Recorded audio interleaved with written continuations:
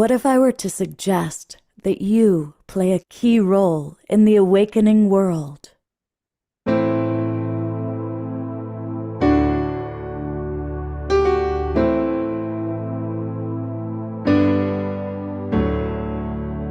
that you are watching this because you have heard the call.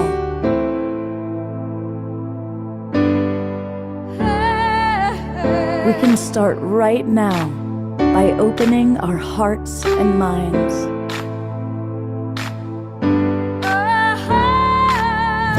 Welcome to the awakening world.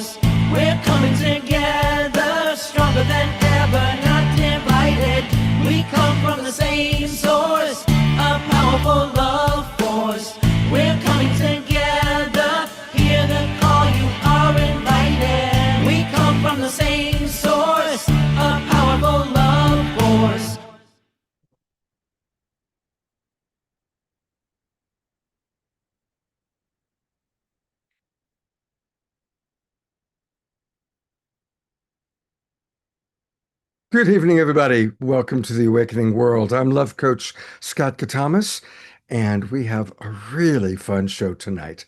It's one of those shows where I've just invited a lot of our most beloved friends and presenters. And I'm going to show some of them to you right now. Donnie and Heather are with us all the way from Maui. They are two of my dearest longtime friends, and they've, of course, been on the show periodically. And Fanny and Vigari are with us, and they're coming to us all the way from Vancouver Island, Canada. Coming from the great Midwest, Dr. Marty K. Casey is with us, and she's going to share all about her extraordinary recent Black Sunday program.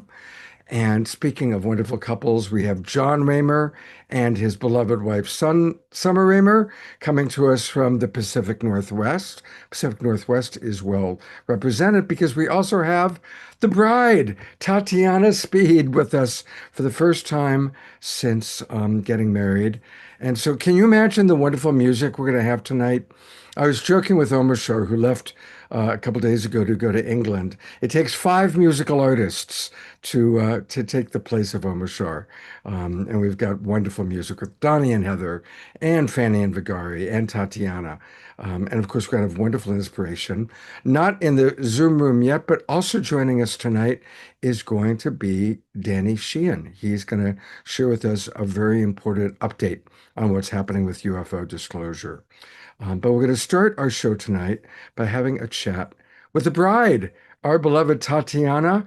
I'm sure many of you have seen on Facebook some of the amazing photos and videos about not just the wedding, but the wedding portal. So, Tatiana, tell us a little bit about your last month.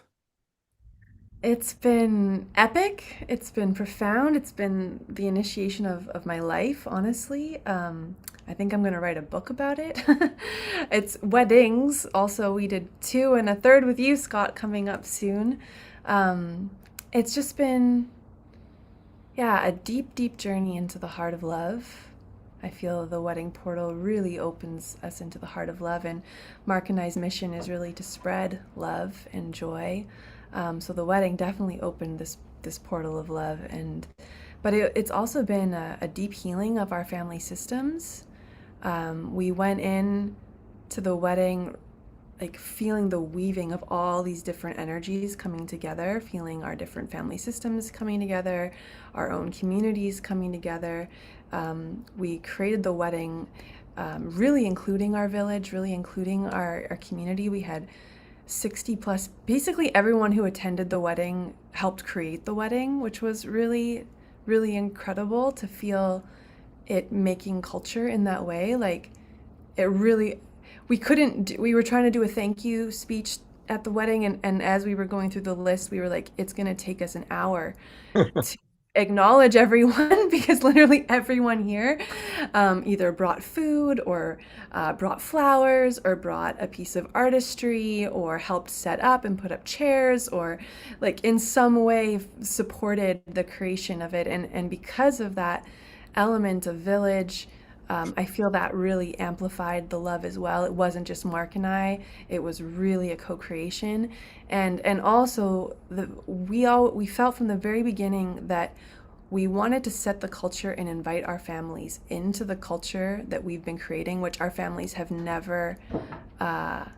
been included in. Always, I've gone to visit them. I've kind of morphed into their culture and their way of being. And this was the first time in my life where, and for Mark too, honestly, where we kind of set the culture and invited them on our own terms in a way. And that was very scary. I was afraid of a lot of judgment or them having a terrible time or just like water under the bridge, things that I've faced with my family before. But they had like awakenings. It was the most incredible thing. Watching my brother's heart open, my sister's heart open, Mark's very conservative family members, like everyone had the most incredible heart opening time. By the time all of us left, it was just this like huge love bubble. And I feel like they saw us maybe for the first time. At least that's how it felt. I don't know. I'd have to ask them. But to me, it felt like I was finally authentically sharing my life with my beloved and including our whole lineage in that expression. And they received it. And that was a deep healing for me, a deep healing for Mark. And I feel like it blessed like our whole family system. And then we weren't done. We brought it up to my other family here in the country. We had another second wedding up here with my country family who couldn't make it to the one on the coast. And a similar phenomenon happened where, again, we applied this sort of village mindset and included everyone, and everyone brought food and everyone helped set up.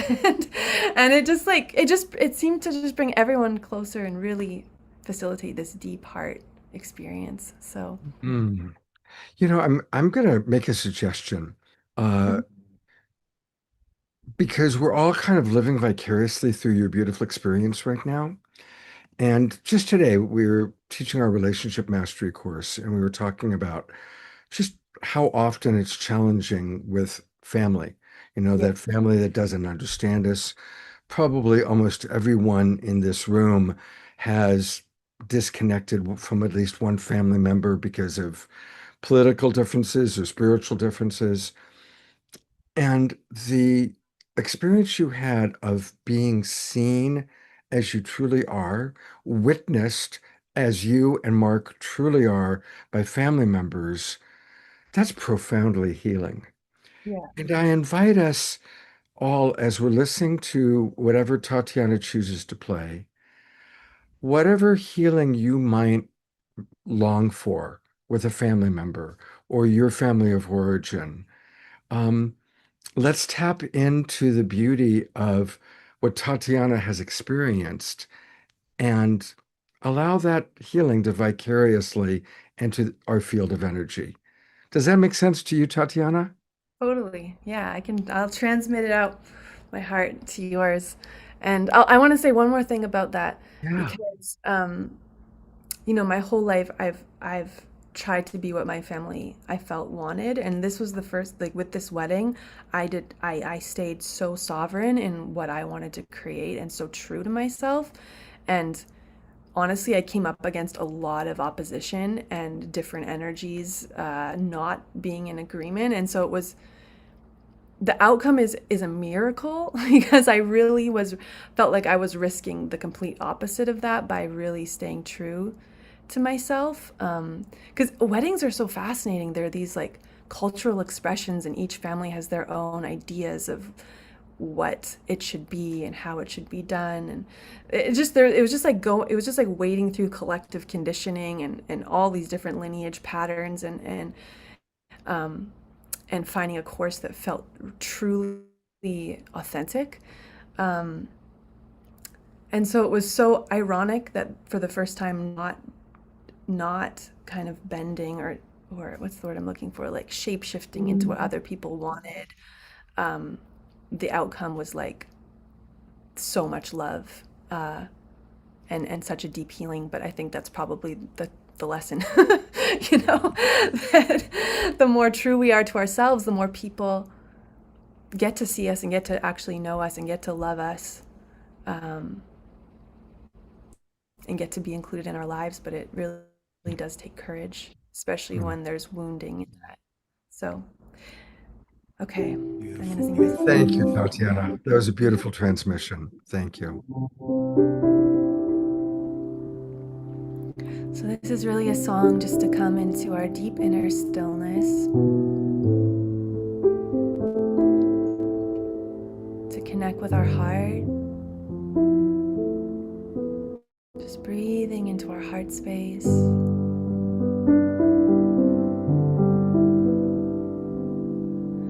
Asking, what is the truest, deepest expression of who we are?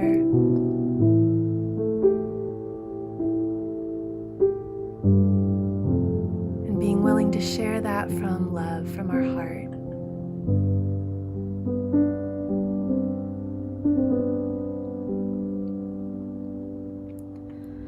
Come and find the quiet center in the crowded life we lead. Find the room for hope to enter. Find the frame where we are free. Clear the chaos and the clutter. Clear our minds so we can see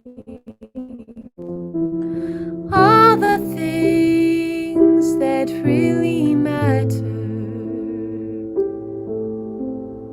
Be at peace and simply be.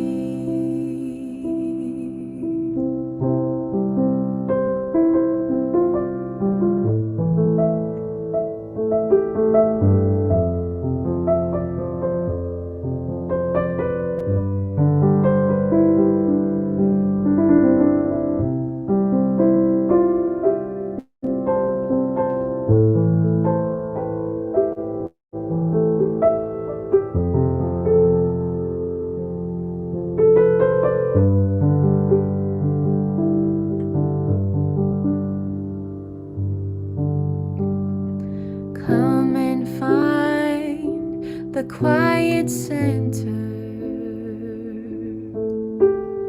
in the crowded life we lead.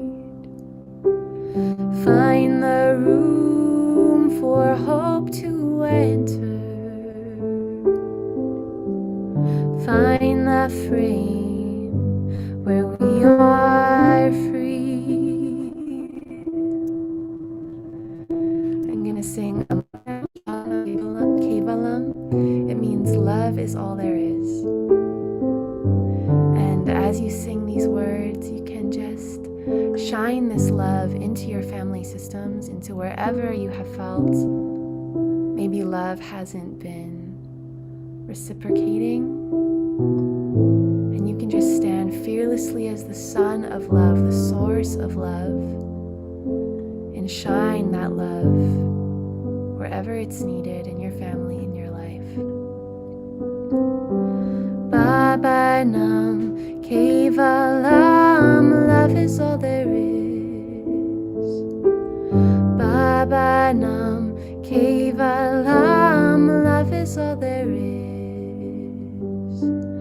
Baba Nam Kevalam, love is all there is. Baba Nam Kevalam, love is all there is. We are ready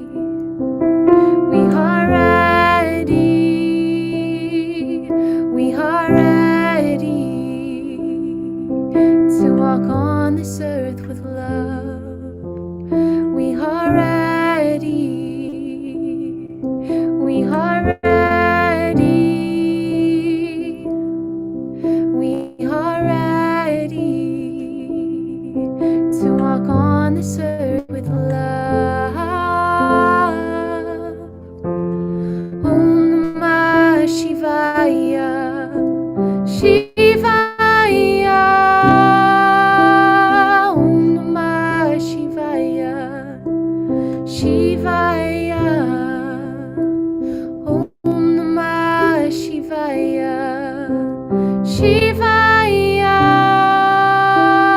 Om Namah Shivaya, Shivaya. Sing with me. We are ready. We are ready. We are ready to walk on this earth with love. We are ready. We are ready. We are ready to walk on this earth with love. Om Namah Shivaya, Shivaya, Om Namah Shivaya, Shivaya, Om Namah Shivaya, Shivaya, Om Namah Shivaya, Shivaya.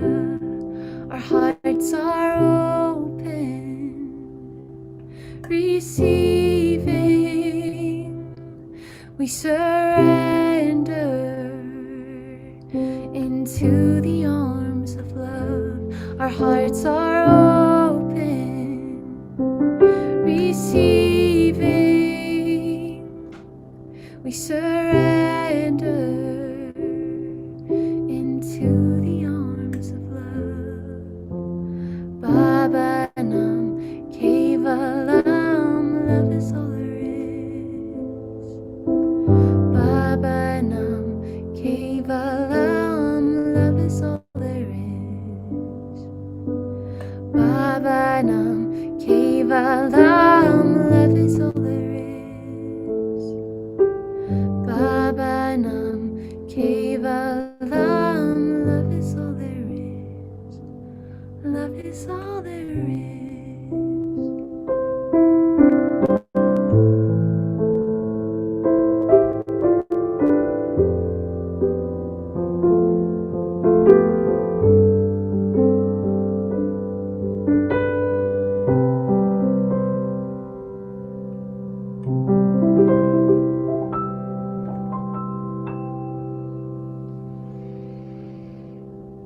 Oh, oh, that's so beautiful. My God.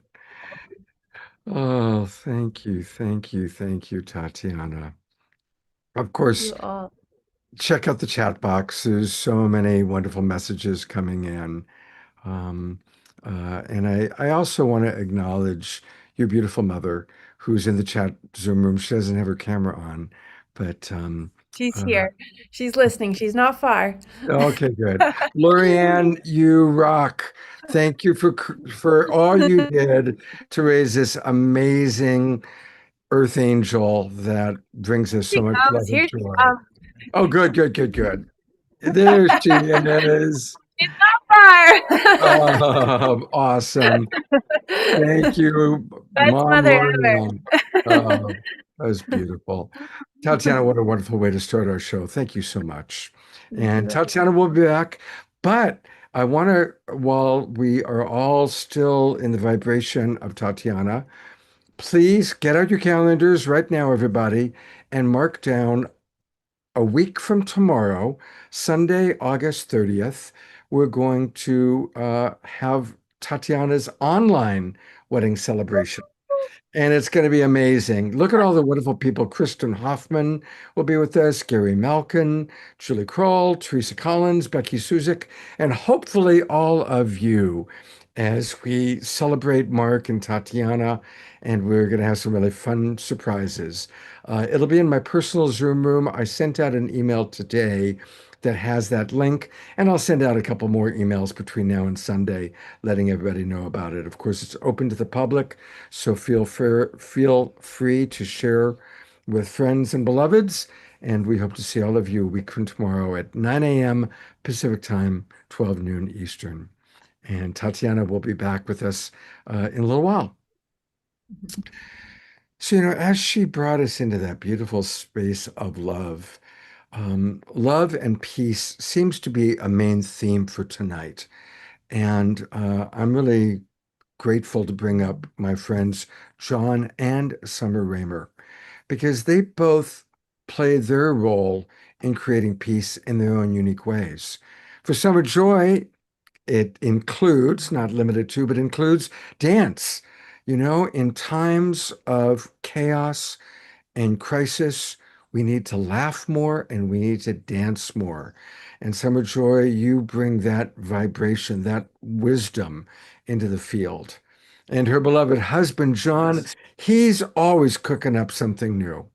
This guy is always coming up with a new vision. It's always a variation of his compassion games. And, every great teacher taught one thing, compassion. And John and Summer create the compassion games, which are new ways for us to bring the practical application of compassion into our daily lives. So I'm really excited to have both of you with us and to share what you've created. It's already started, and we all want to jump on board and participate. So take it away, John and Summer. Mm. Well, oh my gosh, Tatiana said it all. Love is all there is. I mean, that's it. The show's over. As far as I'm concerned, there's nothing else to say. Yeah, she healed it all at her wedding. Yeah. All the separation stuff that gets lost. And Summer and I are love experts, by the way. We know it when we could see it. I wouldn't 'Cause call we myself live an it. expert, but I'm very happy for you, Tatiana, and it Yes. really is an amazing thing to witness you going through what you're going through right Yeah, now in this yeah, transition. Yeah, it's really beautiful. I'd love to interview both of you for our book on matrimony, if you're open. Okay. Oh my gosh. Both such Right? avatars of this. Absolutely. Yeah. And it's a time of anniversary, as also Heather and Donnie are celebrating their wedding anniversary. We just celebrated our 8-year wedding anniversary. I think the last time we were here with Tatiana before she got married. So there's a lot of like amazing love going on in this Zoom room. Yeah. And we were in Minneapolis on 8/8 Yeah. with Dr. Marty, this whole activation that happened. I mean, this year is not like every other year, guys. Yeah. And each of us have our own little piece of the puzzle. So I'm excited to tell you, I mentioned it to you earlier, Scott. We have a debut here. We've not shown this yet to the world. But, not only am I so blessed to live with Summer and the community we serve, but things are happening. And I can't wait to share with you. It's a 3-minute video that kind of puts the context forward of what's emerging now. So on 8/8, we were in Minneapolis for that activation, that global peace activation, and the remarkable healing our city, healing our world that we learned about being in Minneapolis. You can't really get to the real stuff unless you're willing to take it on. And it was like an awakening and a remembering about how raw and how challenged we are faced to get to know each other and love each other. And the experience we had in Minneapolis was amazing. And I'm thrilled that we're talking about that tonight as well. And I think that's a little later in our time. That is a little later. Yeah, but we're just a few days away from what's unfolding on 9/11. So I would love to share with you guys a short little video here that kind of puts on the table what I think we have before us and what's for discussion. So hold on. Let me make sure I can do this. I'm going to do it right. 11 days for us to prove that peace is possible. All right. Did you hear me? 11 days to prove that peace is possible. So check this out. Tell me what you think. Hold on. I'm going to share my screen here. And this really got launched while we were being Minneapolis. So everything is entangled and not disconnected in any way from what we all are, I feel like, processing. Tez, Marty K. Casey, this is all connected. All right, pay attention to this. It's short, but it gets right to it. Here we go. For 11 days, we are launching a global co-opetition for peace. From September 11 to 21, 2026, we invite you to compete, to contribute, and cooperate for a collective win, aiming to make the International Day of Peace a moment of global nonviolence. The International Day of Peace was established in 1981, but the 9/11 attacks shortly after its 2001 confirmation turned this promise into an unfinished journey. Today, we aim to bridge the gap from trauma to peace. This journey represents a convergence of diverse movements, including the 11 Days of Global Unity and Compassion Games. In 2026, we unite peace builders, technologists, and global citizens to realize this vision. Humanity has immense intelligence, but it is often fragmented. By connecting lived experience, diplomacy, and technology, we can turn our shared wisdom into coordinated action for peace. Our goal is simple but profound. Protect life, open humanitarian space, and create room for dialogue. If we can pause violence for one day, we can learn how to sustain that peace. This is a unique race where no one wins unless peace wins. Teams identify their strengths, connect with others across the field, and share their findings to adapt and succeed together. The Peace Intelligence Room is our operating system. It allows us to see what is happening, connect with those who can help, and execute missions that drive real-world impact. We focus on 4 key conflict areas. By identifying who is affected and who can influence change, we empower those closest to the situation to guide our collective efforts toward peace. Every sector holds part of the puzzle. From grassroots organizers to AI laboratories, we invite everyone to bring their unique contributions to the playing field. Getting started is easy. Name your team, identify your capabilities, choose a mission, and join the collaboration. Every contribution, whether lasting one day or all 11, matters.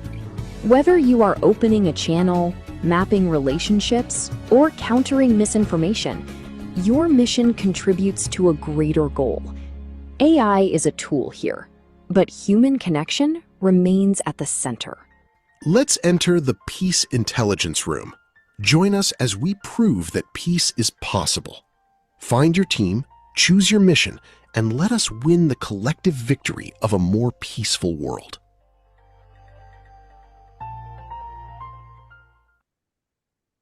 All right. So let me tell you what we're saying here. That we're at a moment unlike anything I've ever seen. And the potential that we have. It's been 25 years. Let's be clear, guys. I want to make sure you followed that little story there. Jeremy Gilley took 2 years to get the UN to agree in September of 2001 to fix the date of the International Day of Peace to be September 21st. And that resolution unanimously passed was September 7th. The International Day of Peace in 2001 was 9/11. 9/11 was the International Day of Peace.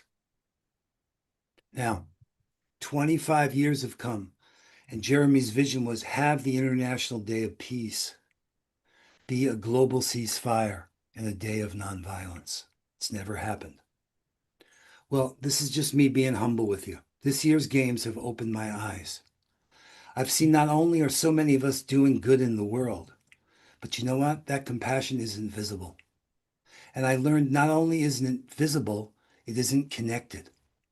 And not only is it not visible and connected, it's not consequential. And it isn't generative. And I started to see that we could do that. And then I realized, you know what? We'd be really generative if we honored Jeremy's vision. And it goes back to Avon Madison's vision of We the People. That actually we demonstrate this year, and that's why it's a call for everyone for a global co-opetition and mass collaboration to prove that peace is possible. And we now have AI for peace. Now, this AI subject is very disturbing for all of us. Anybody who tells you they understand what it means doesn't understand it, because the people that are running it are telling you themselves that they don't understand it. But we have the potential to demonstrate that we can put intelligence in service to life. And it's going to be people who determine that we can make peace. AI isn't going to make peace. AI doesn't care. We do. So we are doing a co-opetition amongst those frontier labs, all the big 6 companies, OpenAI and Anthropic and Meta and Microsoft and Google, xAI, to actually show that, okay, guys, if we have that capability, let's put it to do good in the world and actually demonstrate our capacity to make peace possible. We've got 11 days to prove it. We've got this peace intelligence room. All of this is coming together. Rick Lukens, who did Live Aid, is doing Peace Aid with David Gershon. Everybody I've talked to has said yes. Everybody. So it's each of us our own teams. It's a team of teams that are going to convene for this 11 days to prove to ourselves and to the world that actually peace is possible. So what better place to debut that video than here in the Global Peace Tribe, Summer? I love it. I've got 2 thoughts, a thought and a question for you. Avon Madison was on this show just Yes. 3 weeks before she passed away. And I'm not going to play it now, but I've put into the chat box the 12-minute of that It was segment. amazing. And it Yes. was amazing, her message before it was her last public appearance before passing away. So, and she was the person who created Pathways to Peace and really got the whole resolution to the United Nations going. And then Jeremy Gilley, of course, carried on. So the 2 of them were kind of like Her thing, here's what she said. She was with Robert Mueller, 1981. She said, the institution of the UN cannot make peace alone. It needs the people. So she created a campaign called We the Peoples. And that's what we've embraced this year, that we the people choose peace. And we the people are saying, put AI in service to peace. Those are the 2 declarations coming from the bottom up. But we've got Jonathan Granoff and all the most brilliant people coming from the top down, from the outside in and the inside out, guys. This is our moment. So what's a specific example of what some of the people in this room watching can actually do? What's either an example of other people that are working or an example that you can give of what we could do during this time between now and September 21st? Yeah, no, it's really real. So form a team. So it's a team of teams. And distinguish a capability, something you can bring. So we've identified the 4 biggest conflicts right now. We have this peace intelligence room. So we're talking about Iran and the US and Israel. We're talking about the Sudan. We're talking about the Ukraine and Russia. And we're talking about Israel and Palestine, including Gaza. Let's demonstrate that we can actually put to good use the intelligence needed to identify the people involved on the ground, okay? So we're blessed. We know these people, the humanitarian groups and the people that are being affected.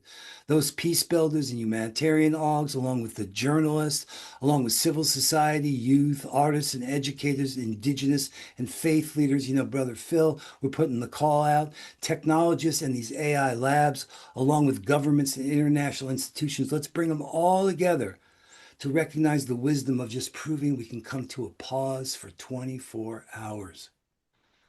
We were with some dear friends last night who reminded us in World War I, that story during Christmas, the warring tribes, the warring parties said, let's pause. We're at the brink. Let's show that we can do this.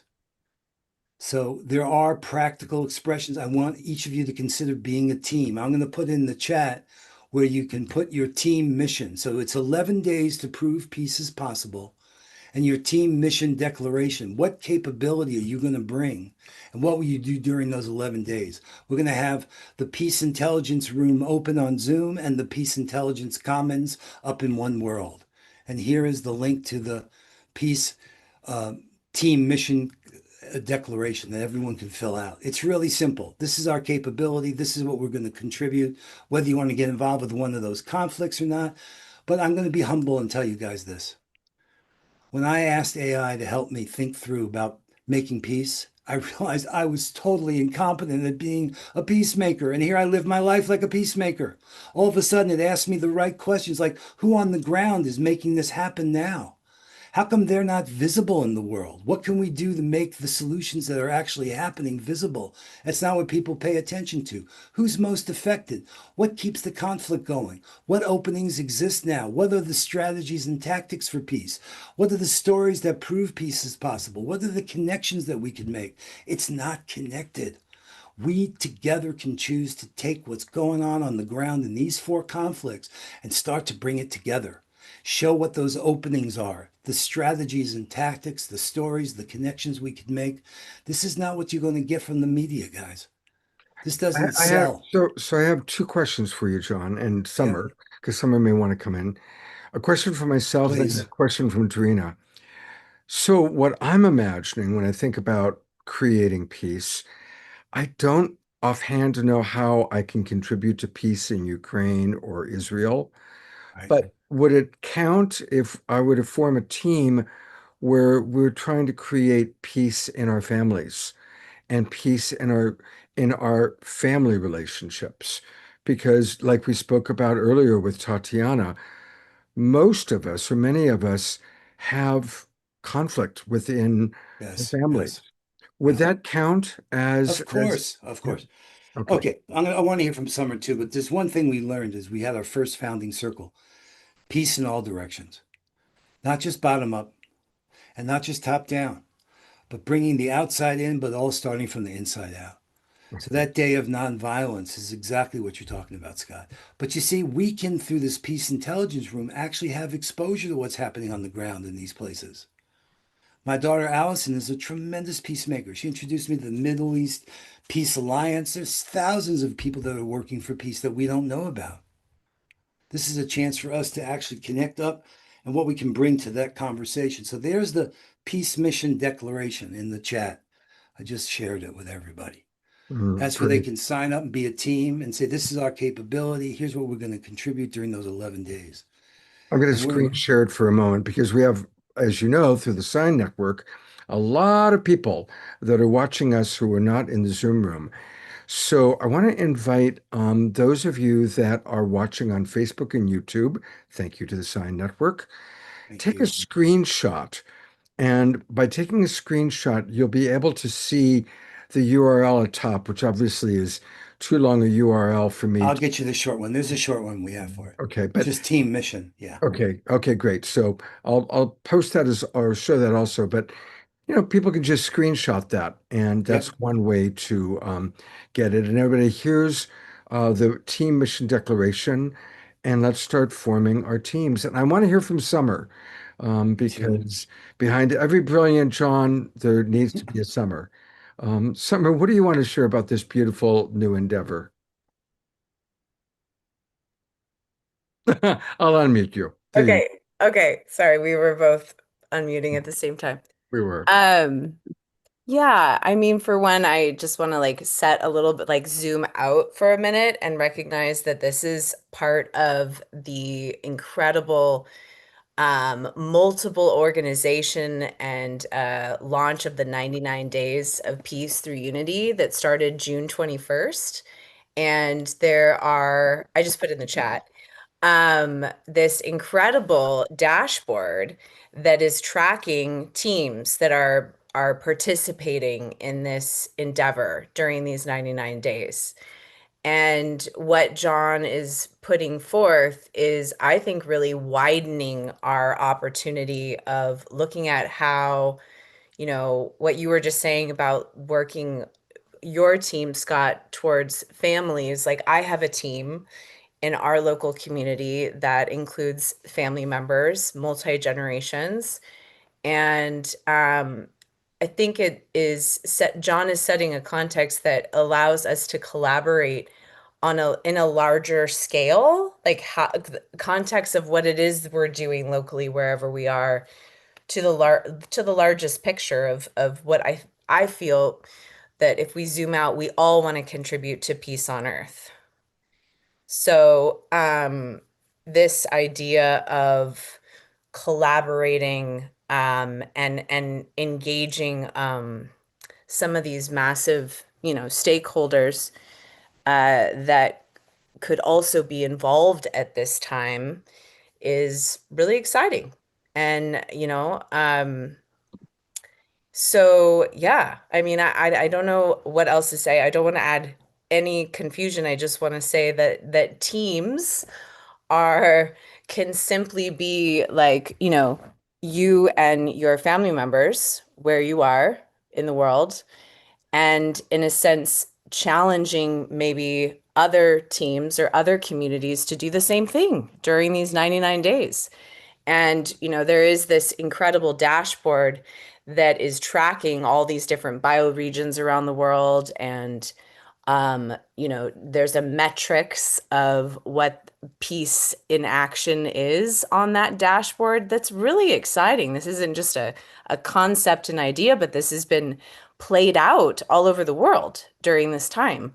So you can really see what different reports are coming from teams at this time, wherever we are in the world. And there's something really powerful about, I think, taking the time to not just reflect, but also share it out to the world.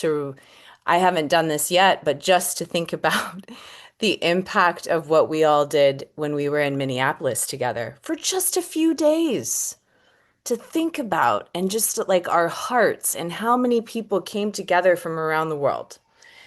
And Black Sunday, we walked and faced, I would say, one of the worst horrors in our country of three magnificent humans. George Floyd. We walked where these people's lives were taken, and Alex Preddy and Renee Good. We walked to all three of those locations together as a global community, but with the local community, local hosts. And it's hard to describe it in words, but there's so much that I think is going on inside of me that is transforming at this time. But so anyways, I don't know if I hope just kind of, I think John is expanding opportunities of how we can be thinking about wherever we are and doing it together. That none of us need to be thinking about how we're contributing, whatever it is we're doing, be it getting married, like the contribution of that in the world, Tatiana getting married, and what happened there, and all of that complexity of family and the healing, right? That is, to me, if you look at it in the context of this, a report that needs to be reported on the Compassion Games is Tatiana's wedding. So Yes. and just all of the ways that we are a part of the peace. And I think when I just am with Dr. Marty K. Casey, I feel more capable. I feel that I am more aware of believing that peace is possible. Because I'll be honest, it isn't always easy to know that peace is possible, because there's a lot going on that is not peace. And it's hard. It's hard. But we need each other. And so when I look through the world through my husband's eyes, and these inspirations to go, oh, we could do this, and AI can work with us, and it's like, it's so exciting when I look through the world through Scott Thomas's eyes, or and I think that that's part of it. Is it isn't just that. I think I need community to keep believing that what I'm doing or what we are doing is making the change in the world that I hope to see, And so, yeah, anyways. I dropped in the chat. Trauma is transferable. So is healing. That's Dr. Marty Casey. We need to move forward because we've got a timing. What I would suggest, first of all, Kurt Kruger has put several wonderful things into the chat box, which I actually would love to present later. So Kurt, if you can stay on, during our second Global Peace Tribe announcements. I'll bring you up for a few minutes because I think what you're doing is really beautiful and important. And to transition to Minneapolis, um, I believe that John and Summer, you've got a video to show, which will be a good transition. Just for everybody context, a lot of our friends from Unity Earth and beyond gathered in Minneapolis, which of course, where it's really become a hot spot for people that are believers of peace and the tragedy of authoritarianism run amok. I'll leave it at that. Mhm. And so, John, do you want to introduce the video you're about to play? Well, I want to make sure it looks good here too, because it's beautiful. And it was so 8/8 was the global peace activation, the day we did this pilgrimage, but 8/9 was the anniversary of Black Sunday. And we had a special gathering there that was amazing. And I did, sometimes I just pull out my iPhone and it happens to be at the right time. So this was that. I want to make sure though everybody can see it though. So let me share my screen and see if this is working. Maybe if someone else has it too, Summer, if you have it, it might Oh, be I don't even have it prepared, okay. but All right, hold on. Let me show you what I got here. Okay. Do a I test have and it. I'll let you know if it's playing, John. Yeah, I yeah. want to make sure it looks good because it was amazing. It was Dr. Marty. She was at her best there. It was really extraordinary for all of us. Well, Black Sunday really, yeah, that day and that event happened because of Marty, Yeah. Dr. Can you Marty. see this? Yes, Yes. we can see it. And what you want to do, John, is so Yeah. what you're going to want to do is I'm going to lower the volume because it's a little loud. Yeah, And it was if you can clearer click- though. Once you start playing it, click full screen if you can. If you can find the full I don't see screen. the full screen. It's just in my iPhone's, videos because I had it there. But All right, well, let's give it a go. It's only 2 all right, here minutes. we go. It's beautiful. It's time to bring in the world. Help us to bring in the world. Help us to bring in the world. Okay, you're gonna be my gospel choir. Are you ready? Yes, like this. It's a little unusual. Bring in the world.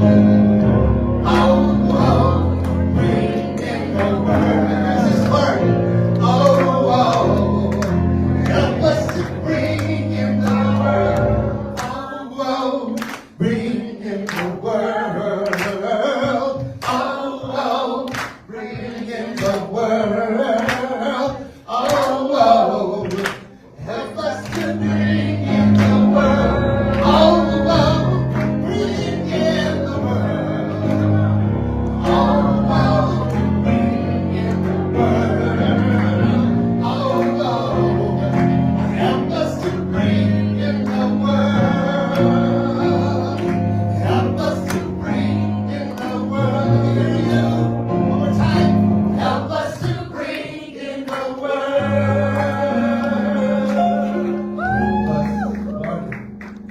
Help Well, God, help us. Man, God, I'll follow you anywhere.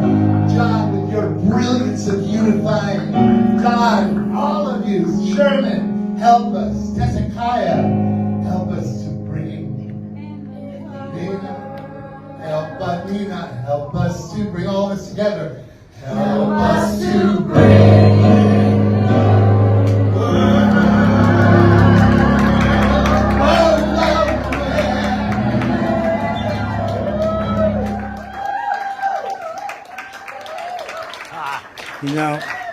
that's a shame. You guys deserve seeing it better. It's all good. We got the Gary energy was of it. amazing. He was so transparent and so honest about how his prejudice has limited him from being in relationship with the people that he knows and loves. He was just so honest, guys. It was so beautiful, right? Dr. Marty, you saw that. Everyone felt that. Absolutely, absolutely. You know what? I don't think that there could have been a better transition, John, than the video you just played, and simply because it bridges what you were just talking about. when you made mention of this compassion games and how it's broad, it's going out to even places we've never been, maybe places where we may not even know that we know someone there, but this is what I need everybody to hold on to. We're talking about humanity. We're simply talking about humanity. And when you're speaking about humanity, we are all each other's neighbors. We are all at home. On earth is our house. And we have to learn how to bring in the world and take better care of our neighbors and humanity. It starts with you as an individual, then it spreads out and connects to your family, and then your family connects to community, and then community sits in the world. Help us through this compassion games. Is peace possible? Absolutely it is. If we do the work, start with self, look in the mirror and say, am I healed? Am I ready to go outside and join these teams to make sure that peace is possible? When we're talking about peace as a whole and peace in the world, starts with your inner peace, starts with your own personal heart. The heart tells the mind what to do, and then the mind tells the body what to do. When we look at the different things that's been happening as to why we specifically, when we were in Scott and family, when we were in St. Louis, which is my hometown last year, for meeting in the middle, it was so powerful. And I turned to Ben, I said, Ben, this is too powerful for us to stop here. We got to go to the next city. I said, the next city has to be Minneapolis. Now, this is what I want you to keep in mind. I said this to Ben. This is such the greatness of the leader that he is. But I said this to Ben in August of 2025. This was 5 years after the unrest of Minneapolis from the events that happened with George Floyd. But this was before Renee Good and Alex Purdy. It was a calling that was pulling me there because I'm on a journey of healing. But when I arrived to the finish line and I crossed that finish line, on the other side of that finish line is peace. That's what we're racing towards, peace. But you have to be in the race on the journey of healing first. So is peace possible? Yes, John, it is. That's why we're all in this race running. But in order for us to win this race, gosh, do you have on your running shoes, your track shoes? Do you have on your track suit? Do you have all those things? Do you have the people in the stands cheering for you? No matter where you are in the race, you may be out front, you may be lagging and behind, but do you have your people cheering for you? Those teammates that John and Summer was talking about. Who's on your team? Who are those individuals you can make sure shows up and cheers you on through this race so that peace is possible? That's what we're going to win in the end. That's the good news. Once we finish this race, we all won. There's no losers. You Right. can't lose in this game. Yes, The exactly. only way we lose is if we don't play the game Right. together. It has to be equal treatment. That's what Black SON Day mean, Black Sunday. How did I come up with this name, Black Sunday? I came up with this name because I was inspired by Congressman John Lewis, the late and great Congressman John Lewis, who also was into playing games. His game was get into good trouble. Right? And so the bottom line is no matter where you are in the political realm, we're not here to talk about that. But what I want you to know is that this was a man that stayed in the race with Dr. King and others. And there was a Sunday There was one Sunday before I was even born that they were running their race on Bloody Sunday. And on Bloody Sunday, when they crossed the finish line, they thought they had won, that on the other side we will see peace. They put peace on pause. The world put peace on pause. And when an event happened in my own hometown, when Michael Brown life was taken in the streets, 1 year later, Congressman John Lewis came to the city, and I took him to the very spot that the event happened. Those awful events took place. I took him there. And when he got back in my car and his handler was in my back seat, I'm driving, he's in the driver and on the passenger side. He put his hand on my arm and he says, "I'm sorry." And I said, "Oh, no, you didn't do anything wrong." I thought he was apologizing for how long he had been standing in the street. And I was like, "No, you're fine." He says, "No, I'm sorry because I thought on Bloody Sunday when we crossed that bridge in Selma that we fixed this. Obviously, we didn't." He says, "I need you to take this baton and I want you to finish running this race, cross the finish line so we can get this job done." I had no clue, honestly, what he meant by that. And I was so open and honest, and I shared with those on Black Sunday last week in Minneapolis after we had, as a unity community, if you will, we had had an opportunity to really walk through history together and understanding what just happened to George Floyd and Alex Purdy and Renee Good in this very place called Minneapolis. And they got a conviction, they stopped ICE, and we're like, wow, you guys are like some peace advocate superheroes. How did you do this? And they shared their personal stories with us, on how things happened. But it was only to that next day at Black Sunday that I realized that my leg of the race, I've run as fast as I can, and it's time for me to pass the baton.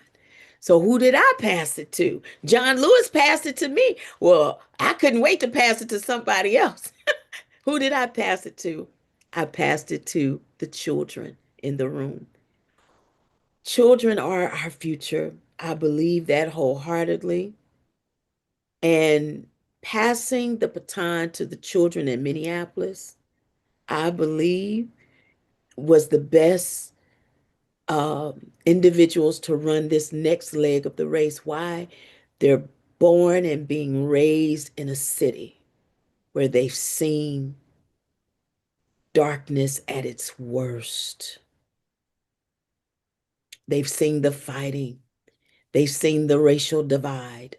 They see all of these things unfold. I wore my sparkly jacket tonight because I want you to know, even with this jacket, the base of it is black. But can you still see my shine? I don't care how dark it gets. If you have a light that's shining from the inside, nothing can stop you from sparkling. Turn your light on. Take in all of the knowledge and understanding, because that's how we learn. History will always repeat itself if we don't learn from it. Don't be afraid of what happened. Be afraid of what you don't do so it won't happen again. Take it all in. But sparkle and shine as you run this race. I promise you, there's no losers. We can win. Yes, peace is possible, but it starts with healing first. That's the journey we must continue to run, so that when we reach the other side of that finish line, we will experience peace.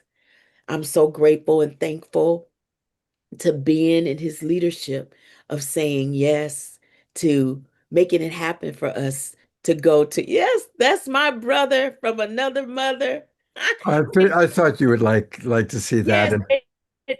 Oh my God, Scott, And let they me show a tell you, few, this these are a man few, lights up my life. And that's my sister. That's Tessie Tess, who will be on later. But I have to say this about Ben, Scott. Ben lives in Australia. I live in St. Louis, Missouri. The bottom line is, before, I haven't been to Australia yet, but I got family there. I have family there because of Ben. So you don't have to know anybody in Ukraine or know someone in Russia or know someone in Gaza in order for you to care about humanity. The race, let me tell you about race. Do y'all understand that this is our package? Your heart is your product. Your heart is your product. I care about your product being protected. I care about your product being good. I don't care about your packaging. You know how many things I've gotten on sale because the package was beat up, but the inside was still good? Quit sweating the small stuff. Put your focus back on the shine. That's from the inside. I'm grateful to each of you. If it was not for Ben Bowler, I wouldn't know any of you possibly. And you may not know me. And even if you forget my name and you forget the things that I've said, I hope the one thing you never forget is that I do this work because I love humanity. Thank you for having me tonight. Hey, Marty, thank you so much. We're actually going to have Marty and Tess come back in a few minutes. But for right now, I just want people to know you can learn all about the amazing work that Marty is doing by going to her website, which is the Ungun Institute, unguninstitute.com. Of course, we've had Marty on the show many, many times. She's one of our favorite presenters, one of the most passionate people I know. And her beautiful quote that she reminds us of, that hurt people hurt people. People who value self, value others, find the peace within. And Marty, if you don't mind waiting, I'm going to bring you and Tess back in a little bit. We're going to go back to our beloved Tatiana, and then we've got a real special surprise. Danny Sheehan and Lori Grace are with us to share a really important announcement and give us some important input. But I'm going to go back to our beautiful bride, if I can find Tatiana. I'm here. Let's see if I can find you, and I'm going to bring you up. There you are. Okay. So we are going to play a beautiful video. And Tatiana, do you want to introduce it to us for us, please? Sure. Before I do, I just want to put something out into the field. Mark and I are planning our honeymoon, and we have two visions floating. One, and we're kind of going to follow where the doors open. One is a Hawaii version, and the other is actually to road trip across the states, and so and meet as many of you as we can. So I'm just putting it out because we're gonna really respond to how the field, who calls, where we're summoned, you know? Well, I have to comment on that. Now, of course, Okay. selfishly, I hope you come to California so that I can finally meet Yeah. you in person. But if you go to Hawaii, you need to go, and I sent you the website to Haleakua Garden Farm, which is Lori's amazing retreat site in Maui. So that's, Is that if you go Lori to beside Hawaii, you right this now? is Lori beside me. Oh, This is, hey, hi, Lori. Hi. Oh, that sounds wonderful. Yeah. Yeah. so either way is a win-win for your honeymoon, for sure. Yeah. Well, which island you go to matters too, okay? So Okay. the islands of Hawaii have challenged the Sailor Sea in the Compassion Games. You got to be careful with those folks from Hawaii. They're incredible. They got that aloha thing, the shaka thing, mahalo. They're super compassionate. If I were, I'd go to Hawaii, but I'd go to the Big Island. We got lots of places there. Okay. Okay. Lots of options. Okay. I may connect with you guys, those of you who spoke after the show, because I felt this nudge to put that into the field.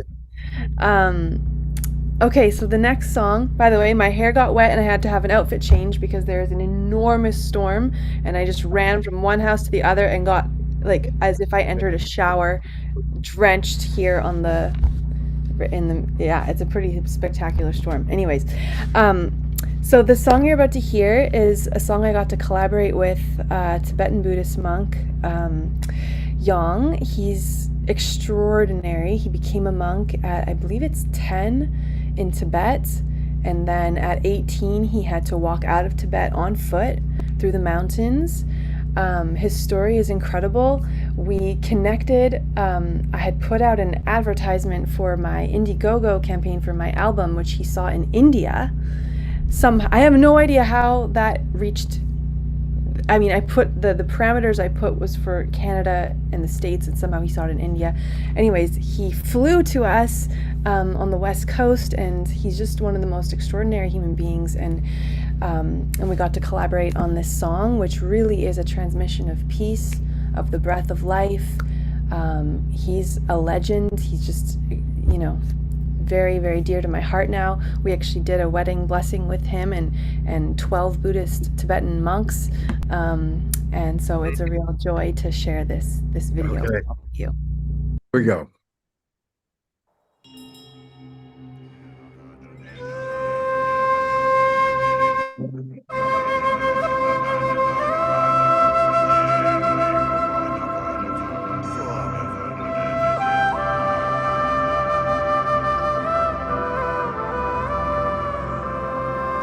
Everything is breathing in. Everything is breathing out. The whole universe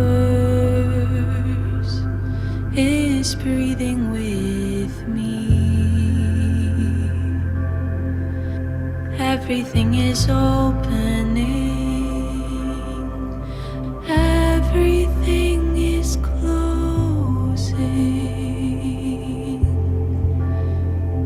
in this universe.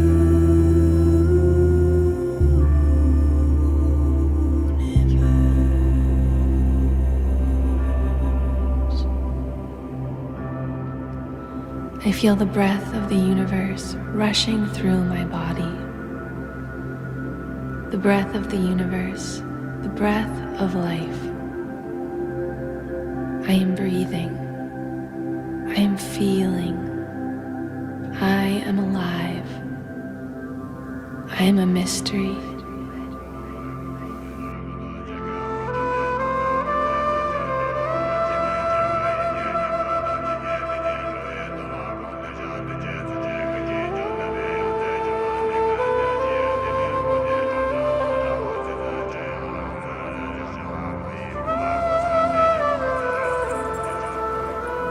Everything is breathing in. Everything is breathing out. The whole universe is breathing with me. The earth breathes. The stars breathe. The whole universe breathes.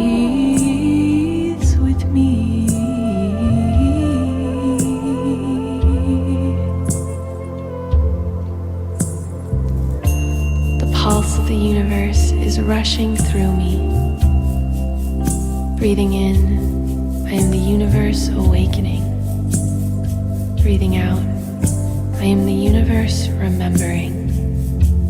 I am life, connected to all living things. The earth breathes in the ocean tides that rise and fall. The stars breathe, expanding and collapsing in cycles of creation and destruction.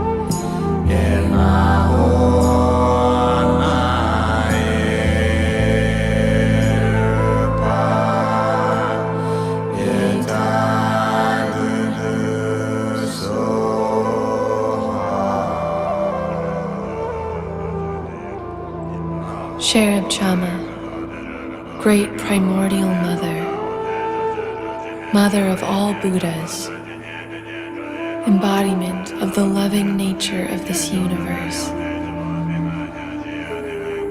Breathing in, I receive your love. Breathing out, I let go and release all things unto you. Great Mother, Life Giver, breathe me open to greater life.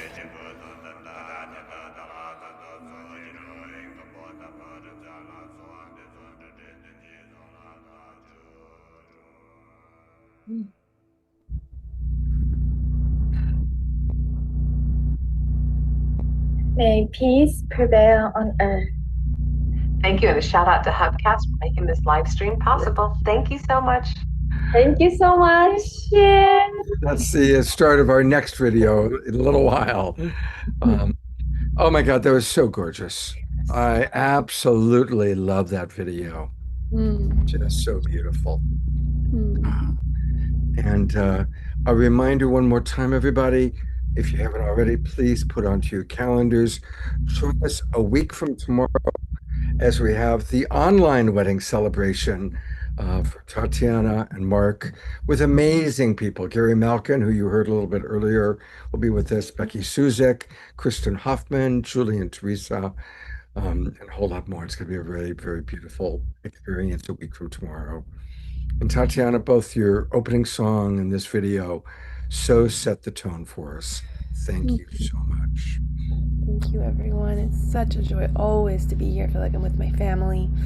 I love you all so much. Thank you for having me, Scott. Definitely with your Global Peace Tribe family. You know, it's been amazing watching your evolution from when you first started with us a few years ago, and it's beautiful to watch too, Tatiana. You know, tonight's show is all about peace, and there's so many different forms of creating peace and love in the world. We've seen music, we've seen Dr. Marty Kay, we've seen John and Summer and their ways of doing it. And we're about to meet two other people, Lori Grace and Danny Sheehan, who are also creating peace in the world in their own unique ways through activism. Of course, Danny has been on the show many times before. Welcome, Danny, back to the Global Peace Tribe and the Awakening World. Thank you, Scott. Terrific. Hi, how are you? Good to see you. Well, of course, we're here to let everybody know about the event, the fundraising event you're going to be doing with Lori, and we'll talk about that in a moment. But of course, Danny, we also would love to hear what's the latest update. Updates, Yeah, what's the latest update you can share with us? Well, we're going to be updating everybody on the 30th in the evening at the Sunrise Center with Lori and the other folks there. I'm going to be giving a whole lot of the details of what's going on. on the verge of having the House members, all the elected representatives, all 435 of them that are coming back in. These are the people who are, most of whom are running for re-election, but many of whom are being challenged by many more progressive people around the country, as you know, to take their seats, in on the November 3rd election that's coming up in just another 70 days or so. So I'm going to give everybody an update, but the bottom line information that I can share with you right now is that there is a major, of course, the whole thing is in the context of the activity that we've been engaged in now since like 2017 to try to get the people inside the Pentagon and inside the Central Intelligence Agency primarily to come forward and to share with Congress all of the information they know now about an actual extraterrestrial, non-human civilization that just abounds here in our Milky Way galaxy. I mean, we all here, the 55 of us, 6 of us, often talk about this particular dimension of reality, but, we're all working very hard to try to bring about a loving and peaceful planet here on Earth. And we hear about the coming and going of these UFOs, and we hear periodic stories of people who have actually had one of the UFOs land, like in the field behind their house in a rural area, and the people go aboard, our people go aboard and have telepathic communication with these beings.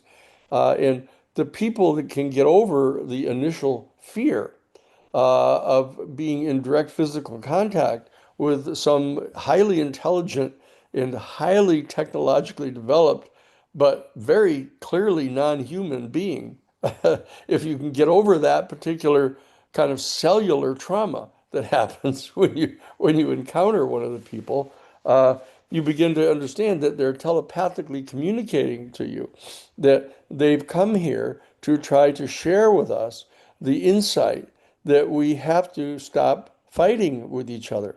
We have to stop dividing our planet into different nation states and competing for what we consider to be the rare resources of the planet, to let us know that there's an entire galaxy here to which we have access if we would only set aside our thermonuclear weapons. If we can set aside our thermonuclear weapons and not try to carry these out into outside of our solar system, they would welcome us. So this extraordinary event that's taking place right now, that's been going on for the last 10 years since 2017, is an effort on the part of the United States Congress to extract the information from the executive branch, primarily the military services and the Central Intelligence Agency, about the fact that they have actually in their possession up to 9 UFO craft, and that they have in their custody individuals who were occupants of those craft, and they've been in discussions with them and in dialogue with them, but they're keeping that secret from not only all the American people and the people of the world, but they're keeping it secret from Congress, that is actually in our democratic form of government responsible for making the policies pursuant to which we're going to establish our relationship with this extraterrestrial civilization. This is, I mean, it's an absolutely almost overwhelming reality that most people don't deal with in their everyday life because we're so busy, those of us here, busy trying to get everybody to love each other. Trying to share with them the kind of beauty of our planet, share with them the beauty of our hearts, and try to get them to all share in this. But there's this concentric circle all around us in our Milky Way galaxy of love and abundance of different resources, more different sources of energy, more sources of beauty in art, in music.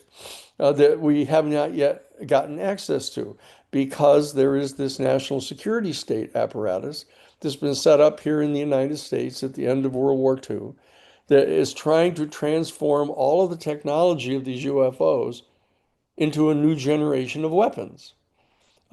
This is, I mean, I don't want people to be frightened by this, but we have to know what to do about it. And we have to, in addition to sharing our love and sharing our beauty with everyone else, there are steps that need to be taken to get people in Congress to exercise their constitutional responsibilities to deal with this.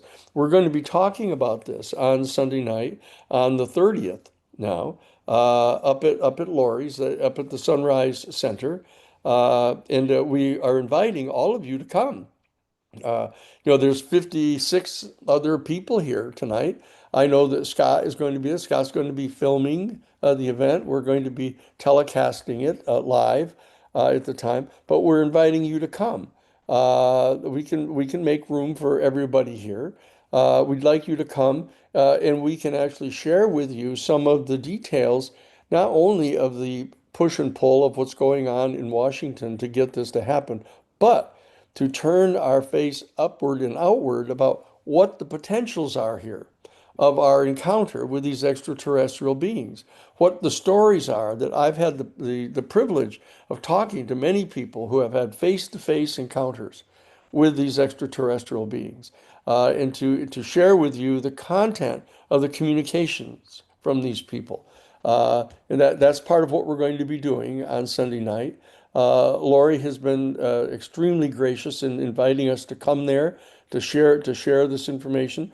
Lori has been a supporter of our Romero Institute, which is the home of the New Paradigm Institute that we're working with. Not only are we dedicated to trying to get the full disclosure of all of the information which our government already has about this extraterrestrial civilization, we're also working on what the kind of changes are that Congress needs to legislate in order to absorb all of the information that these extraterrestrial people have to share with us.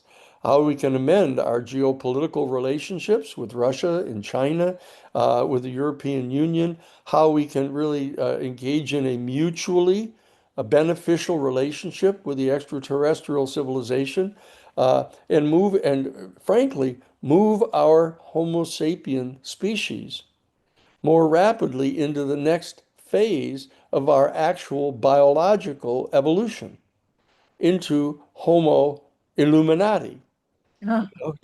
That's what we're going to be discussing on Sunday night. And Lori will tell you more details about the logistics, and get you briefed in on how to participate in this coming up on the 30th, after you all do the wedding in the morning. Exactly. Sunday, August 30th is going to be quite a day. Tatiana's wedding in the morning, and then Danny in the afternoon. In a moment, I'm going to go to the Sunrise Center and show you how to register. I'm also going to go to Danny's New Paradigm Institute. But Danny, there is a question.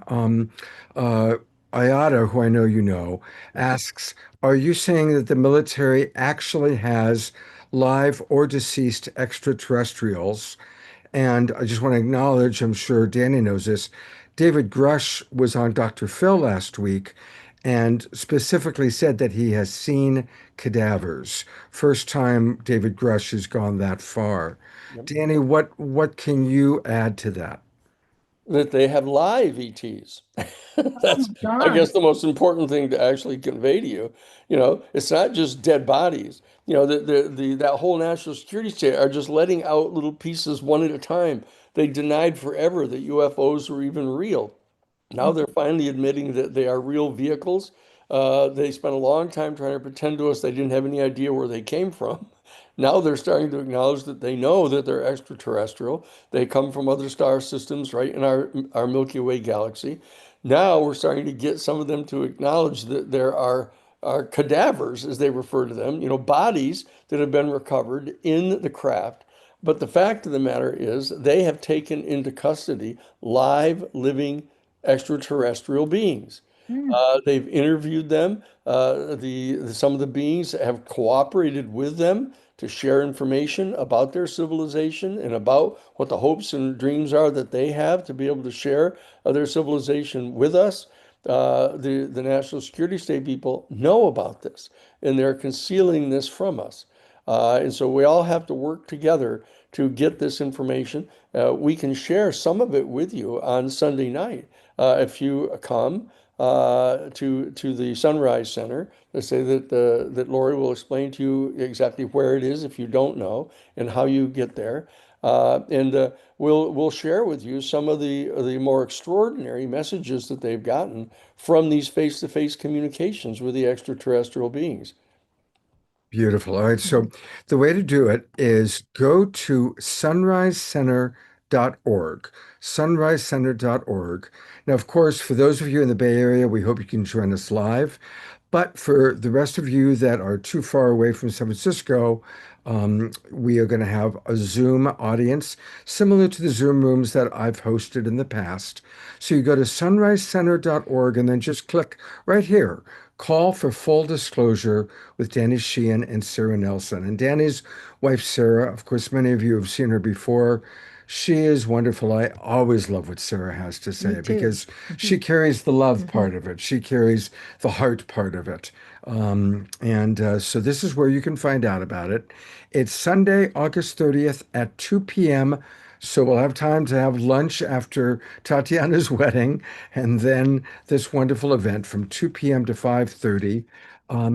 And of course, come in person if you can. The Sunrise Center is in Corte Madera, which is about 30 minutes north of San Francisco and about 30 minutes south of Santa Rosa.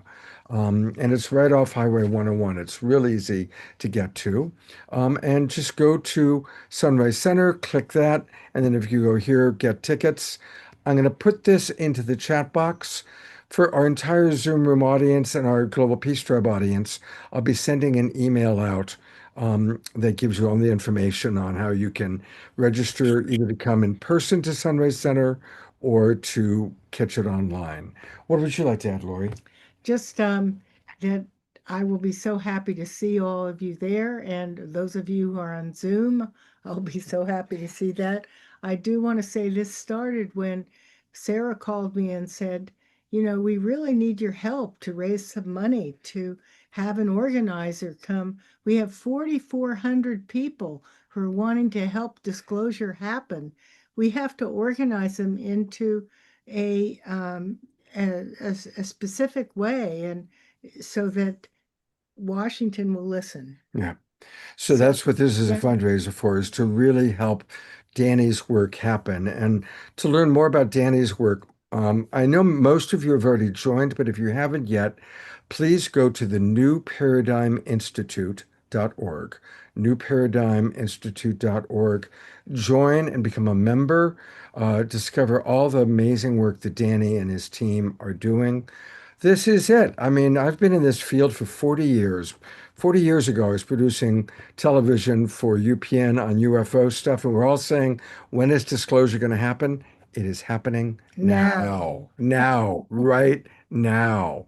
And so, but we need to call our different representatives. We need to only support representatives that are going to vote in favor of the amendments that Danny and his team are putting forward to Congress.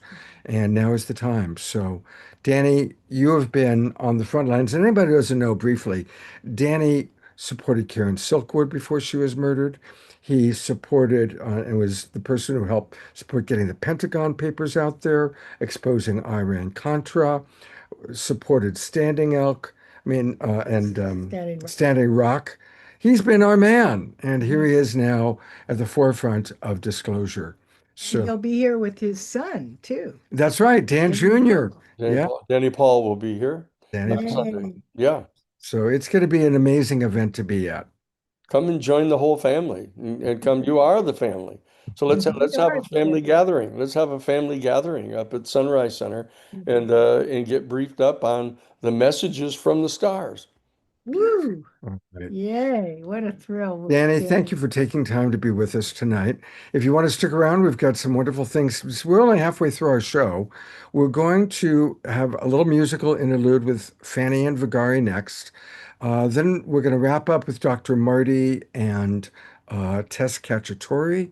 And then we've got an amazing experience. Donnie and Heather, coming to us from Hawaii, are going to take us on an amazing experience tonight. So we've got a lot of Awakening World left. And I am now going to go, we're going to go to Vancouver, Washington, where or Vancouver, Canada, I should say, where our beloveds Fanny and Vigari are with us. Welcome, you two star beings. Yes, greetings from Vancouver Island. Yes, from the Cowichan Valley. Yeah, where it's warm and blissful in the forest. And we have a new song from Vigari, the Mystic Man, called Heart of the Heart. I hope you enjoy. Yeah, let me just say that it's a real pleasure to be back on this show. It's always so uplifting and inspiring. And the song we're going to do is called, what's it called? It's called Heart of the Heart. Of the Heart. And it's basically honoring the divine in each and every one of us. Make sure you go to the beginning, right? Yes. Okay. Here we are.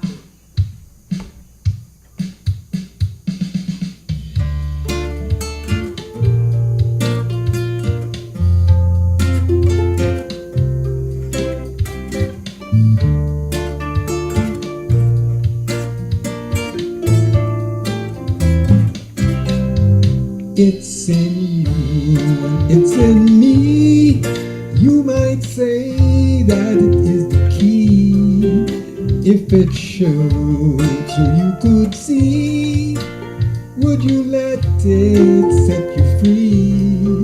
When that seed becomes a tree, there will be shelter for you and me, wherever we be.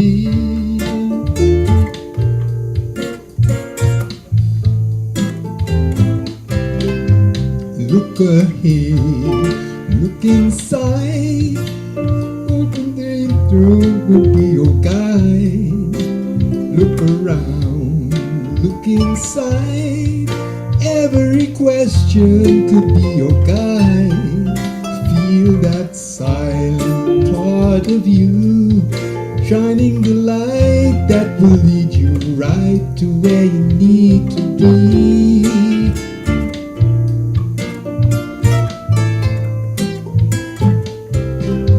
Reaching for the highest places, looking find grace in the deepest feelings here. Carry me into the heart,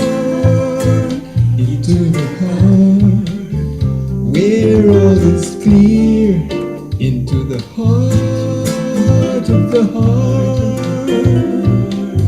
Let this be my prayer.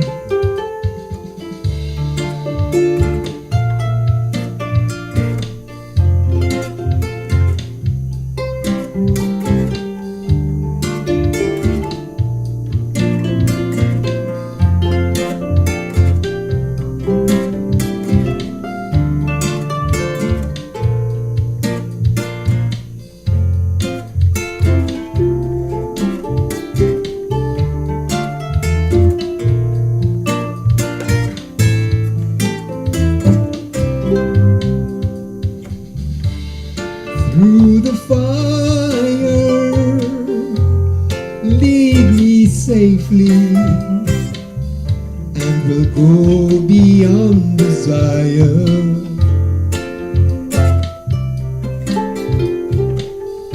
In the healing water, may our crimes and our disgrace be washed away.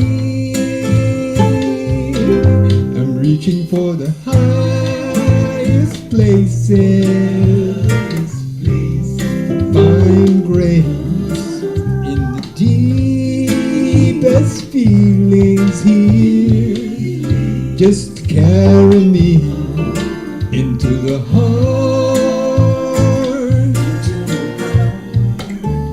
where all is clear. Into the heart of the heart. Let this be my prayer. I'm reaching for the highest places.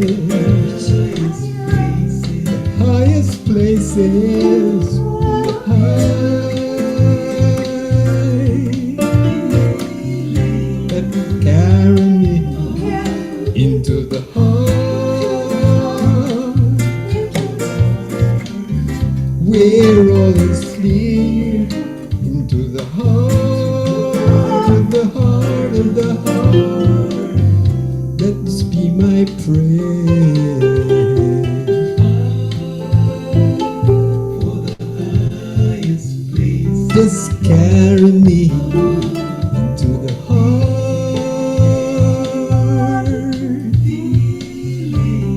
Carry me into the heart, into the heart, where all is clear.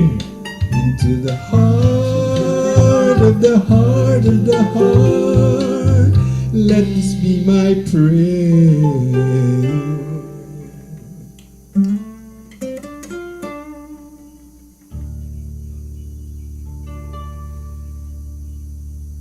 Oh, I'm going to go to gallery view. Let's send lots of love and twinkles as Fanny and Vigari brought us into our hearts. I think we've been in our hearts all night long. What a beautiful show we're having so far. And I want to remind everybody that you can find all things Fanny and Vigari at this beautiful website. It's starchild.ca, as in Canada, starchild.ca. And you can call them directly and reach out. And of course, get their beautiful music by going to Bandcamp. It's Awaken 1111. And Fanny and Vigari are going to close out our show tonight the way they just kind of drift us off to sleep.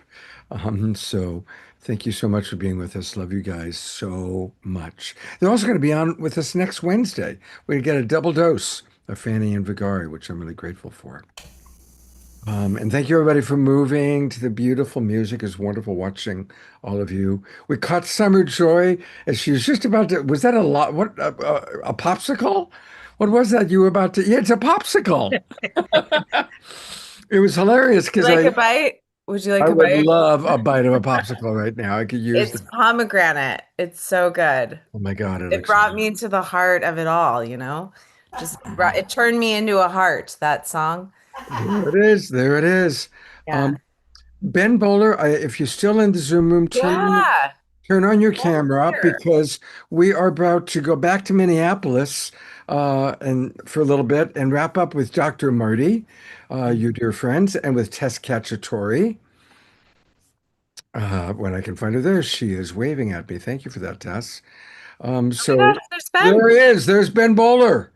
In the beginning, there was Ben Bowler, and it was good. Hi, everybody. Great program. Loved what I've caught so far. Fantastic. Great to be here, Scott. Hi, Marty. Hi, Ben. I don't know if you was here earlier, but I mentioned you. Yeah, I'll go back to the photo that she had sent.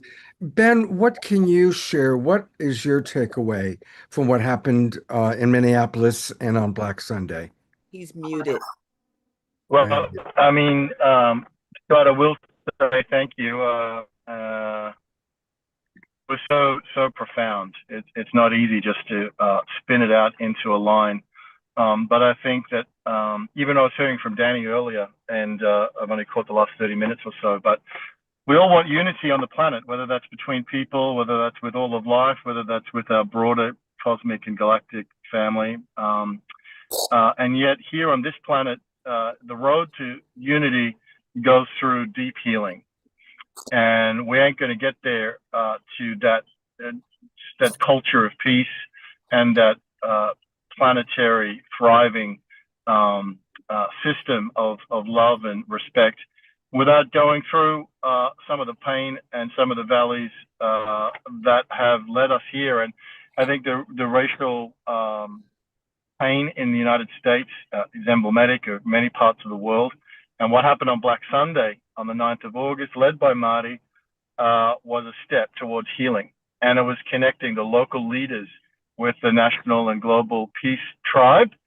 And it was profoundly magnificent, beautiful, touching, confronting, emotional, uplifting, challenging, all at the same time. And I think that's what it takes. You know, that's the medicine. And that's something that Marty brings, is an authenticity and a let's go forward together, but let's do it in a way that's real and honors how we got here, wherever here may be.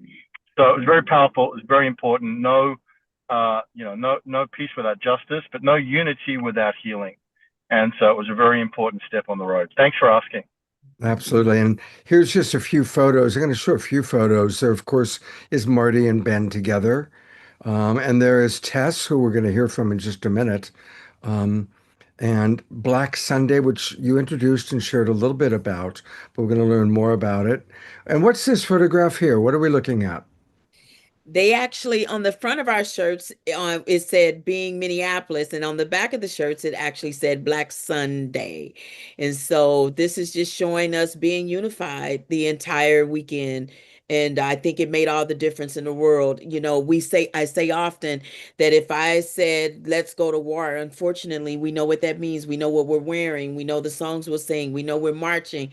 We know what weapons we're putting in our hands. But if I say, let's go to peace, how do we know what to wear, where we're going, and how we come together? And I think we figured that out in Minneapolis. We started that. And as a matter of fact, we created Black Sunday peace packets.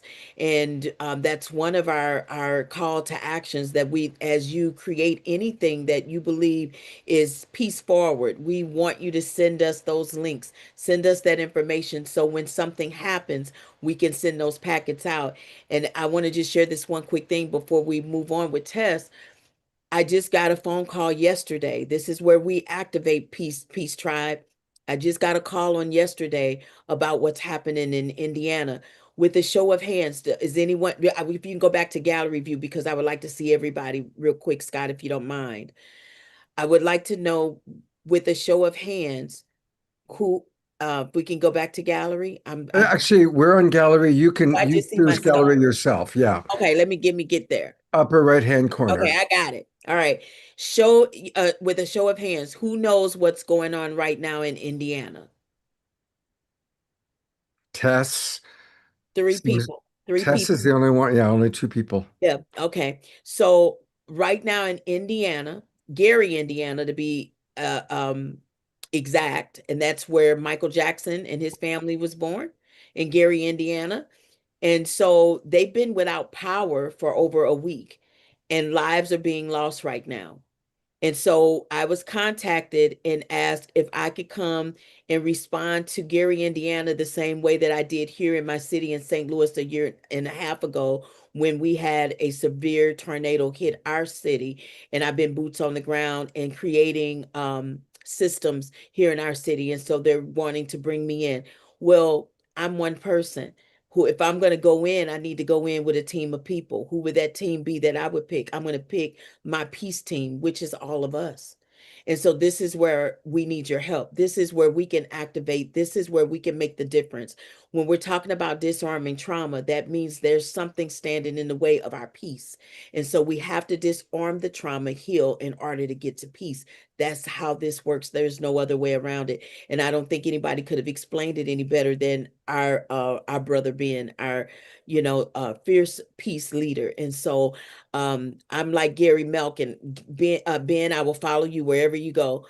And I hope that you all will now follow me to Gary, Indiana, and let's make the difference. Let's show up for our neighbors. Let's be about our shine in darkness and humanity. Perhaps you can put into the chat box where people can help, like if there's donations, or do people need to contact their political representatives, so we can pop in what to do. And to introduce Tess, I'm just going to show a few of the photos of what took place. Again, for those of you coming in, of course, Minneapolis is where George Floyd was murdered. And then more recently, these two beautiful souls murdered by ICE, Alex Preddy and Renee Good. And it's so I guess you took people to the different memorials of these people. And it's just shocking that that people sanctioned by our government are murdering Americans. It's hard to believe that it's come to this. So thank you, everybody who went to Minneapolis. And I want to bring up Tess Cacciatore. Tess, of course, is the co-founder of Yumi's Universe. We're going to take a look at the beautiful video, the most recent one of Yumi's Universe, Secret Garden of Love and Peace. But Tess, welcome back to the Awakening World. And what do you want to share tonight? Oh my gosh, I don't even know where to begin. There's so much to unpack. Thank you for having me on the show. I want to do a shout out to Ben for putting together the Unity Weekend. I was there with you all in St. Louis, in Kansas City, and then in Minneapolis. I'm echoing the sentiments of Summer Joy and John and Marty and all the people that have talked about Minneapolis. It was heart-opening and heartbreaking at the same time to stand in these places where these people took their last breath.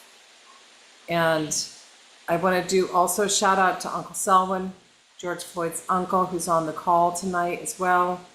Dr. Marty brought him in, and it was very poignant to have him representing the family and representing what was happening inside of Minneapolis. And talking about coming together as communities were really important. And Marty, count me in. You know, I've been aware of Fort Wayne. I come from the Midwest originally. I'm aware of what's happening in Indiana. I'm also very much sadly aware of what's happening in Mississippi, where they are coming up day after day of young people that they say are hanging themselves, and they are not. So there's a lot of history repeating itself. Something that I think that we can all come together as community. One of the things that I took away from Minneapolis was something that was very dear to me. I'm a whistleblower, and I saw this sign on a telephone pole, and I was in the car with Jenna and Dr. Marty, and they pointed out the sign to me. It was just a white little poster board with the silhouette of a whistle. And I said, tell me about that.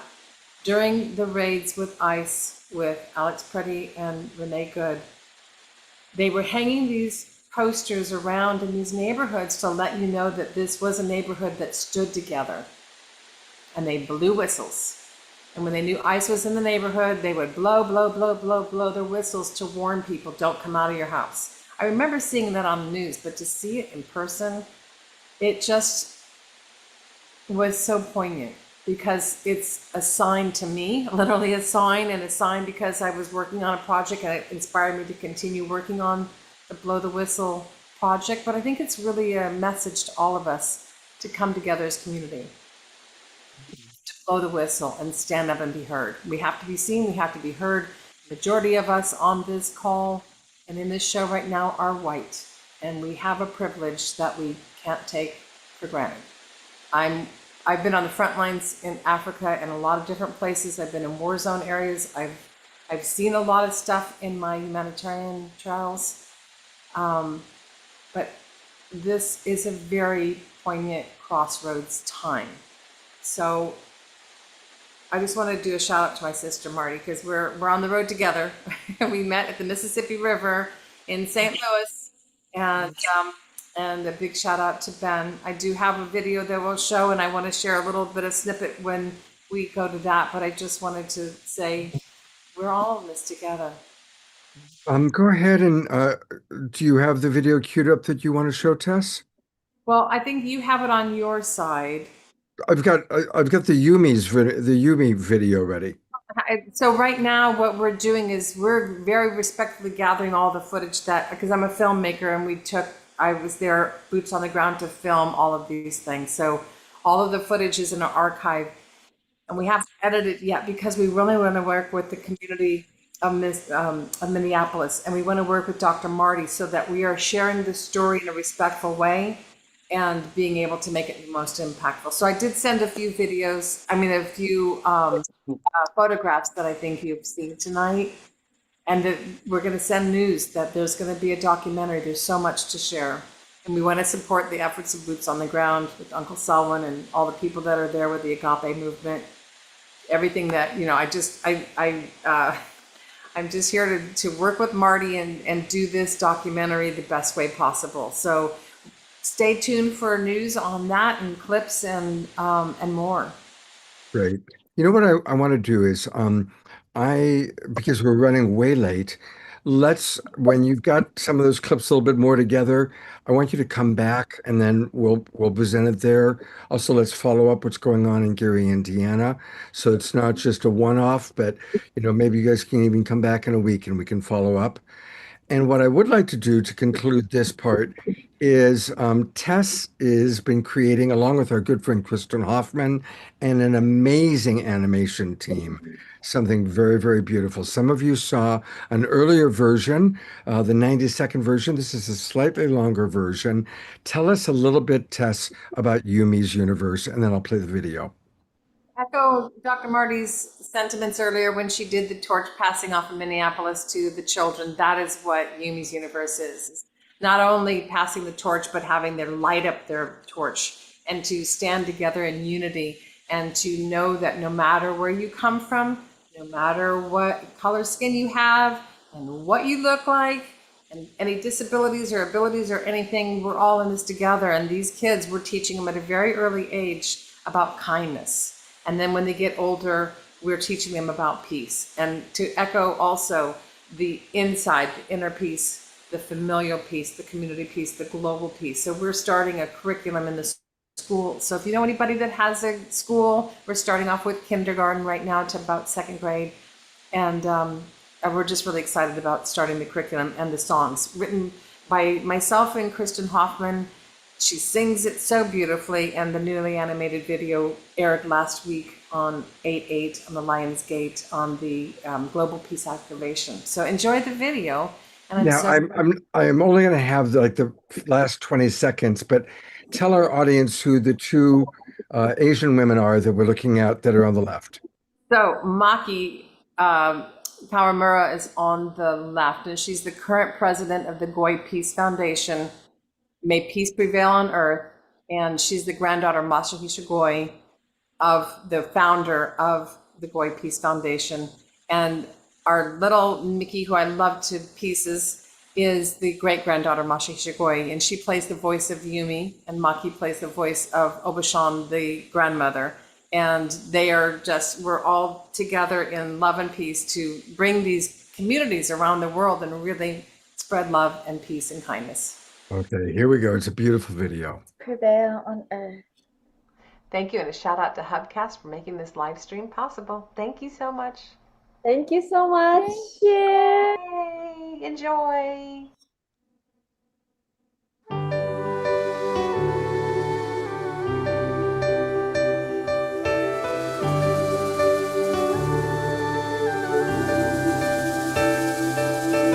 Blossoms bloom so soft, so light, underneath the sky so bright. Cherry trees, they start to grow, seeds of peace begin to show.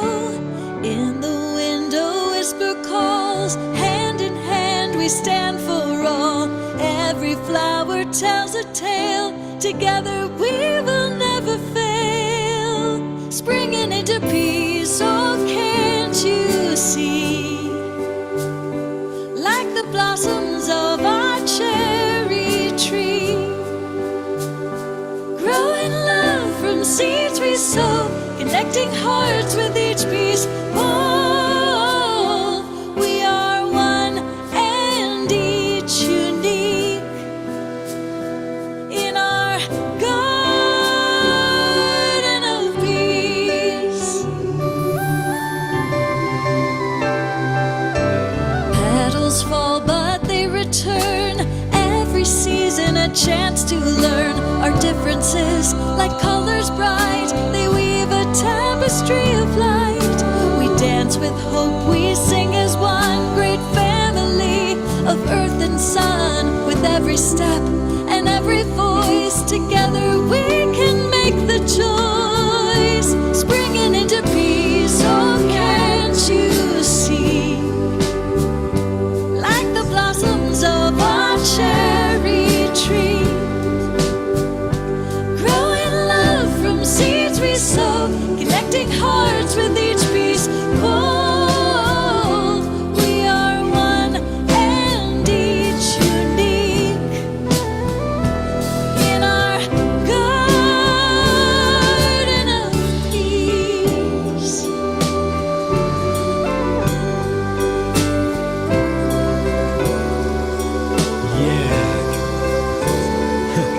As we travel around this world so wide, the light of respect will be our guide. Listening to our truest nature with purity as our authentic teacher. Let's look within to find true peace, then spread our love and tranquility. We find our balance in the river of life, and in the spirit of harmony we all unite. UNITY. Yeah. Springing into peace, oh can't you see? Like the blossoms of our cherry tree, growing love from seeds we sow, connecting hearts with each piece. Oh, we are one and each unique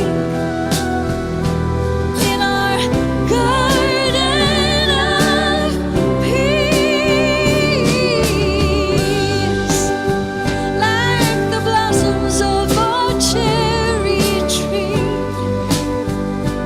growing love from seeds we sow, connecting hearts with each piece. Oh, we are one and each unique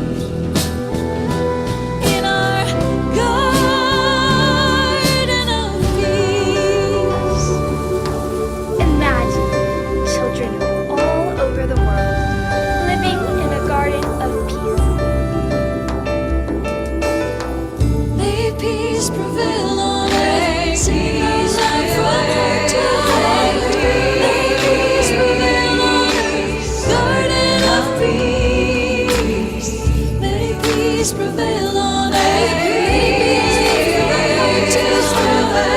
May peace prevail on earth, garden of peace.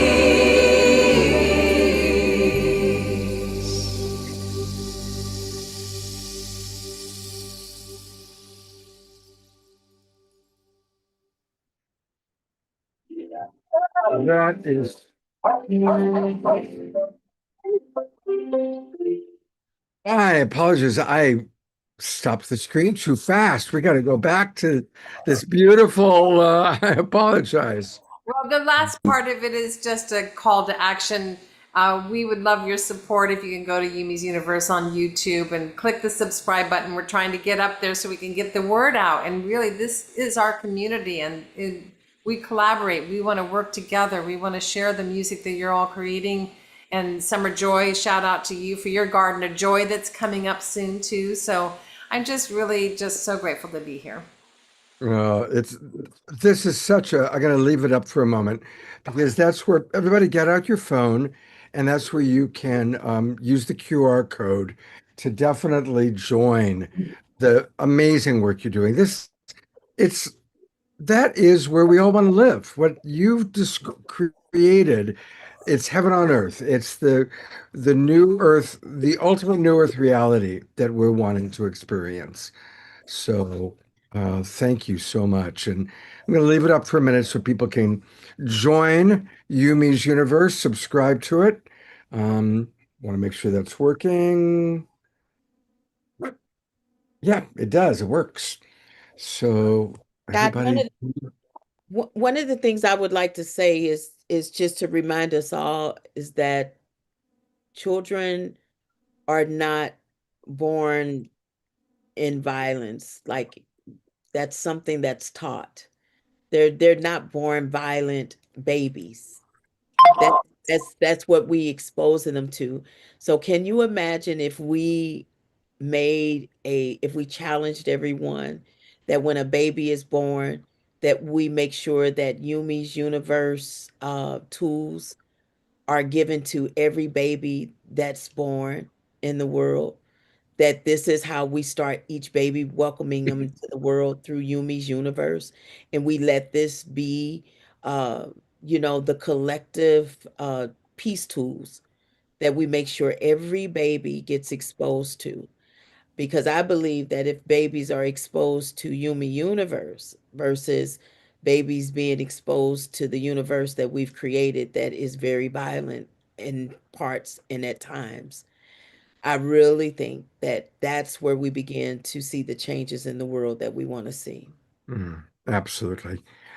In wrapping up this piece, I wanted to just take people to two websites we saw briefly before.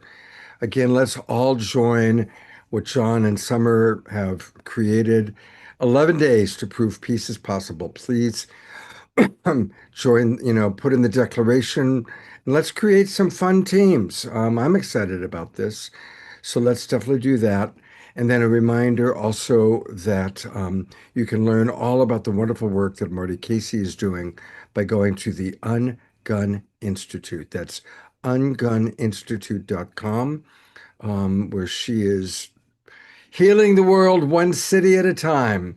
And she's an extraordinary person. We've done entire shows dedicated to Marty. John, Marty, Tess, Summer, thank you so much for being with us today. And stick around because the best is yet to come. We're about to go on an amazing journey with my good friends, Donnie and Heather, coming to us from Maui. And they have something very special planned for us. So now that we've had this whole amazing evening so far, now we can kind of just kick back and see what Donnie and Heather have planned for us. So thank you, everybody, for being with us so far.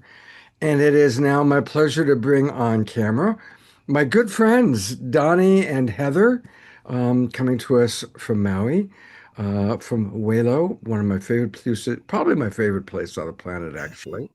And these are two of my favorite people. So they are definitely family. Introduced us. I did. I introduced Donnie and Heather, and they've created a lot of magic ever since. Yes, 15 years ago. Yeah. We love you, Scott. Love you too. On your show, and what a beautiful, inspiring show this has been. And tonight we're going to bring to you a little star wisdom. And I loved how Daniel was talking about messages from the stars. And so tonight is actually a very powerful time. I know that everyone's been involved in 8-8 Lionsgate. And our spiritual path is the ancient Egyptian or Kemetic path. And so 8-8 was actually kind of brought about, but from a very ancient holy time for the ancient ones, the ancient Egyptians, and that's the Heliacal rising of Sirius. And then I know that for Lionsgate, they also talk about Regulus, which is the star in the heart of the constellation of Leo, being very important as part of the Lionsgate and helping us to awaken our hearts. But tonight, we actually have a conjunction. Our sun and the heart and Regulus are conjunct, meaning at the same point in the sky in terms of the degree that they're at. So we're going to bring to you a little Kemetic wisdom and inspiration about how the ancients. Yes, it's working. Yay! Yay!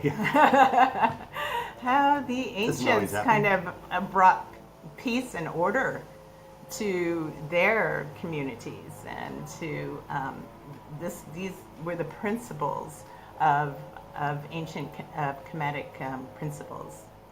And so we are. Is there somebody running an electric something outside your window? Let me just close that window. Yeah. It's like Yeah, way down. Okay. Unfortunately, it's really coming through. We're hearing it pretty strongly. Okay, that hopefully, did that make it better? Yeah, I can slightly hear, but it's not as invasive as it was before. Right. Out here in the jungle, we also had people without power for the past week. And we just had Hurricane Lala come rip through the big island of Hawaii Island and Maui last Saturday and Sunday. And people have been without power for almost a week. For a week, some people. Wow.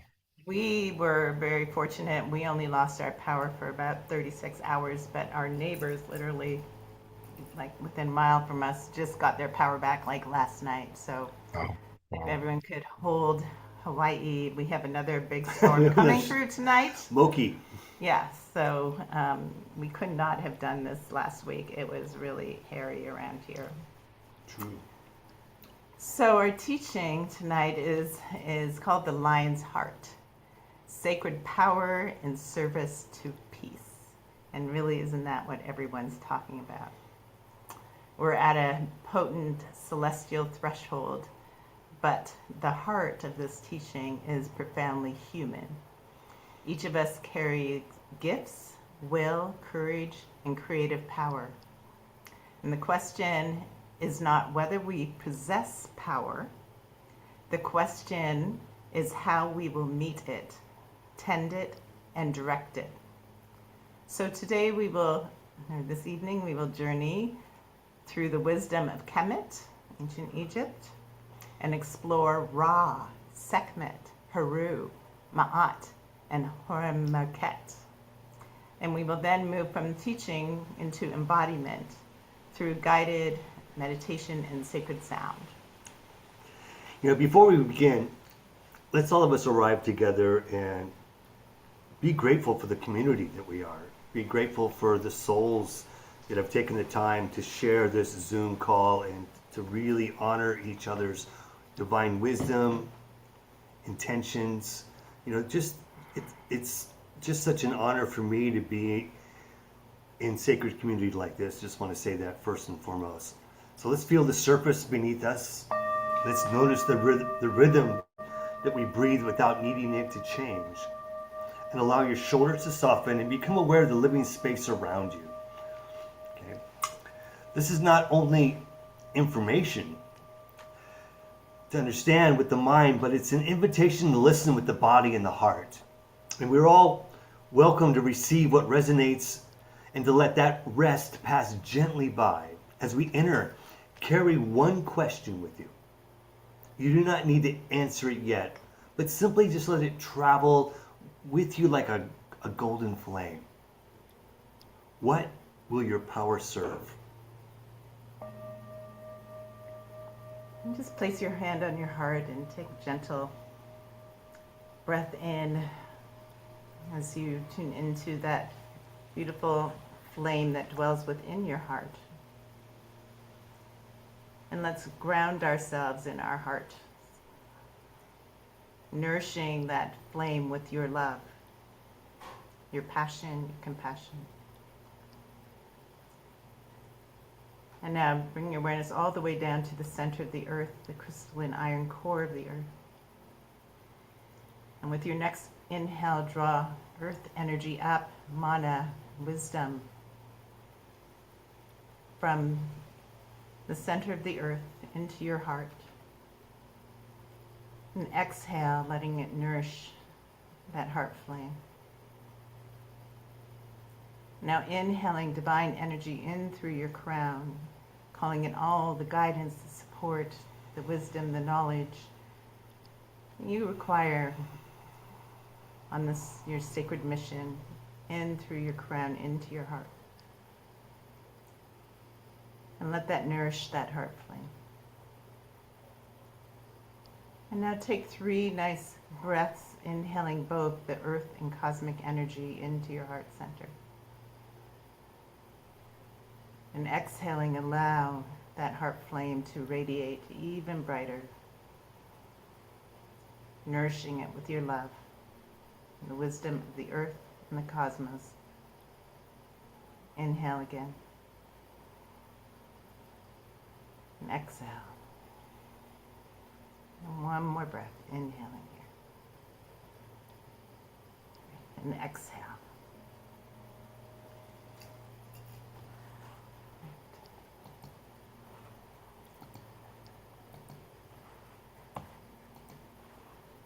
And so we continue. You can release that hand. So as I was sharing tonight and tomorrow, or late tonight, early tomorrow morning, the sun approaches its annual conjunction with Regulus. Regulus is a star at the heart of the constellation of Leo.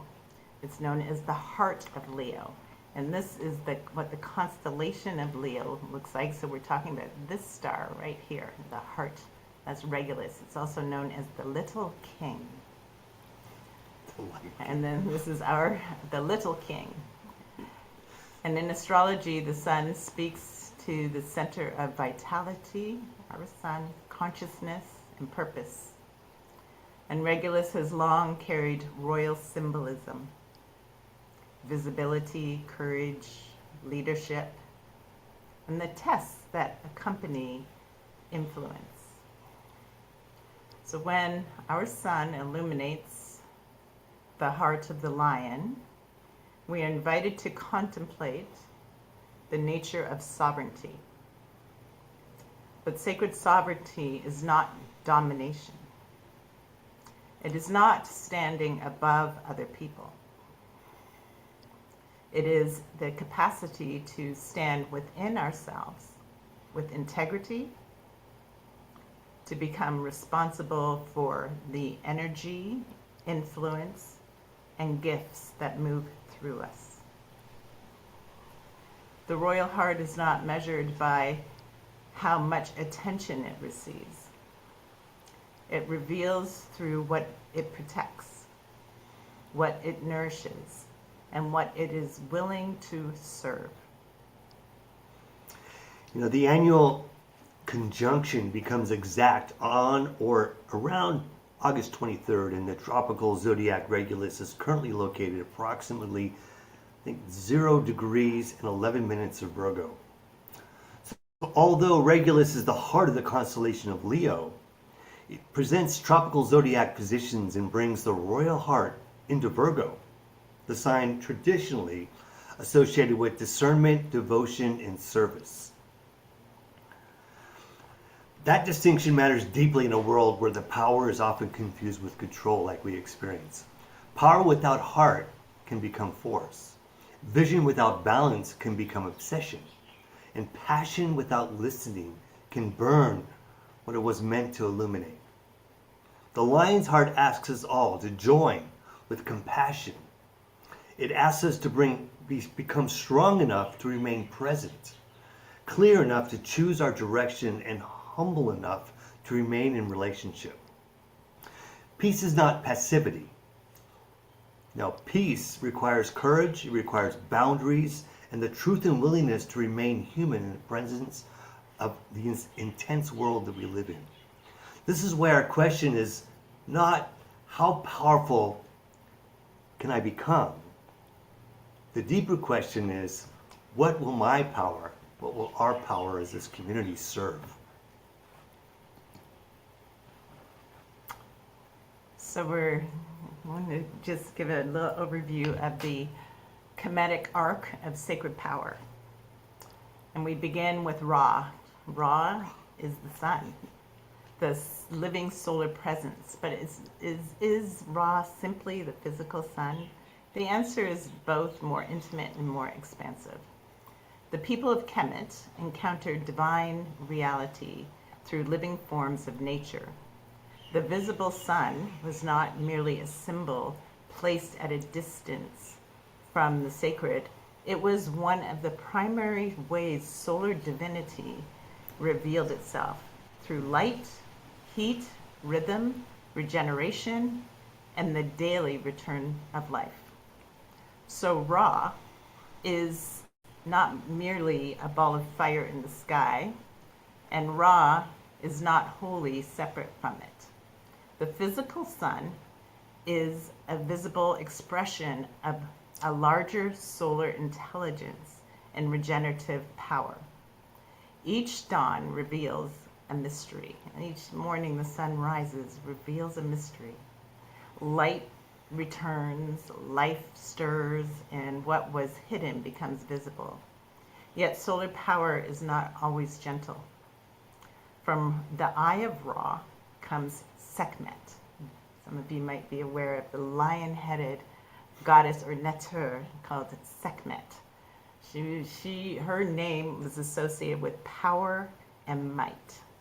And the story of Sekhmet is when the world was in chaos and people were not like paying attention and honoring the rhythms and cycles of life and the laws of Ma'at, which we will share about.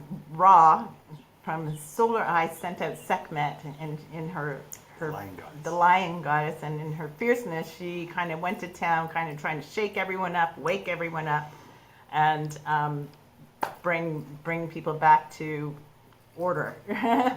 So she kind of got a little carried away with things, and they had to kind of give her some beer and music and all the things to kind of calm her down and bring her back. So she carries the fierceness of the solar force, the power to protect sacred order,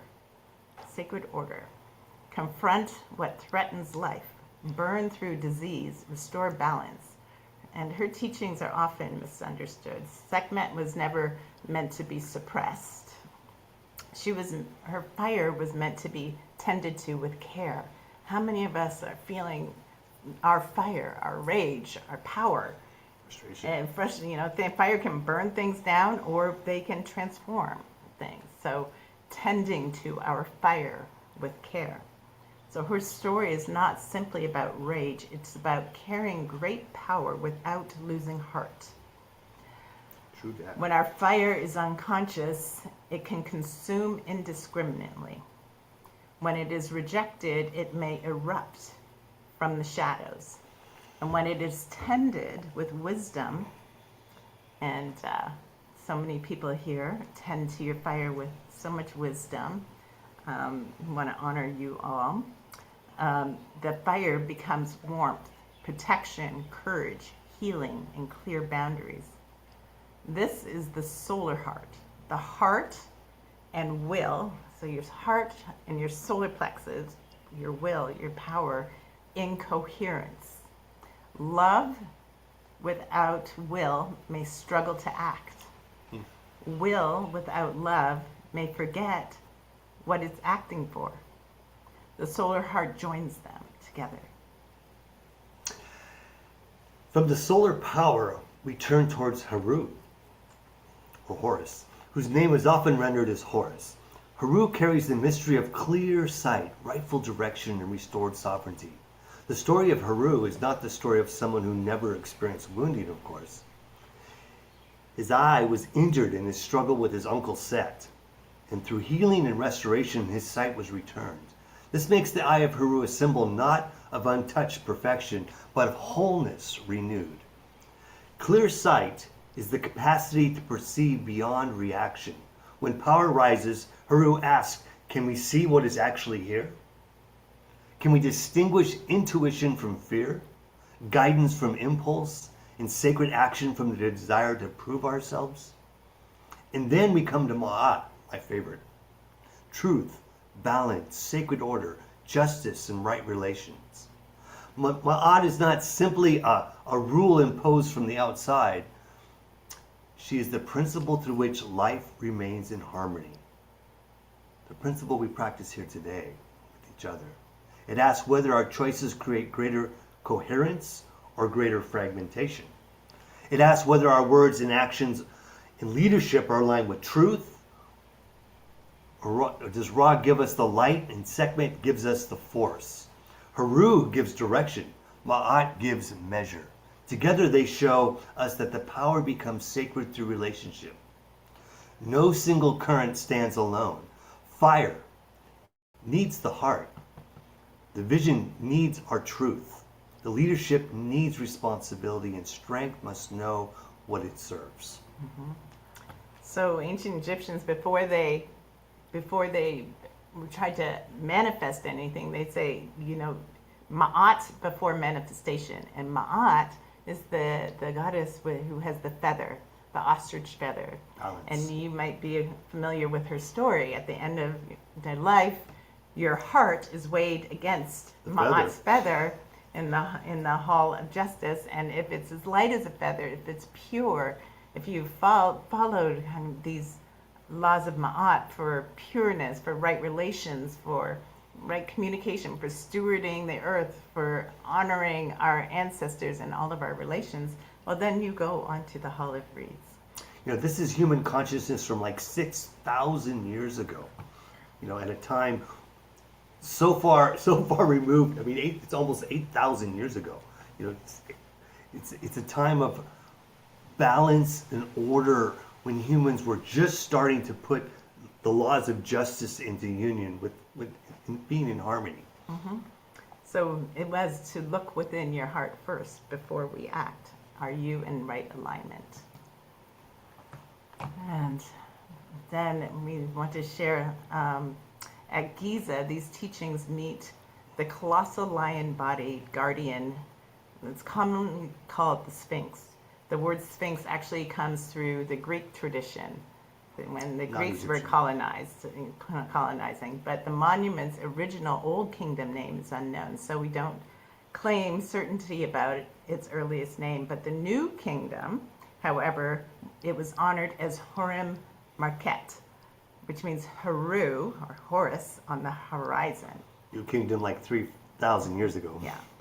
This name restores an important dimension of meaning. Horim Market is carved. This is the largest monument freestanding in the world.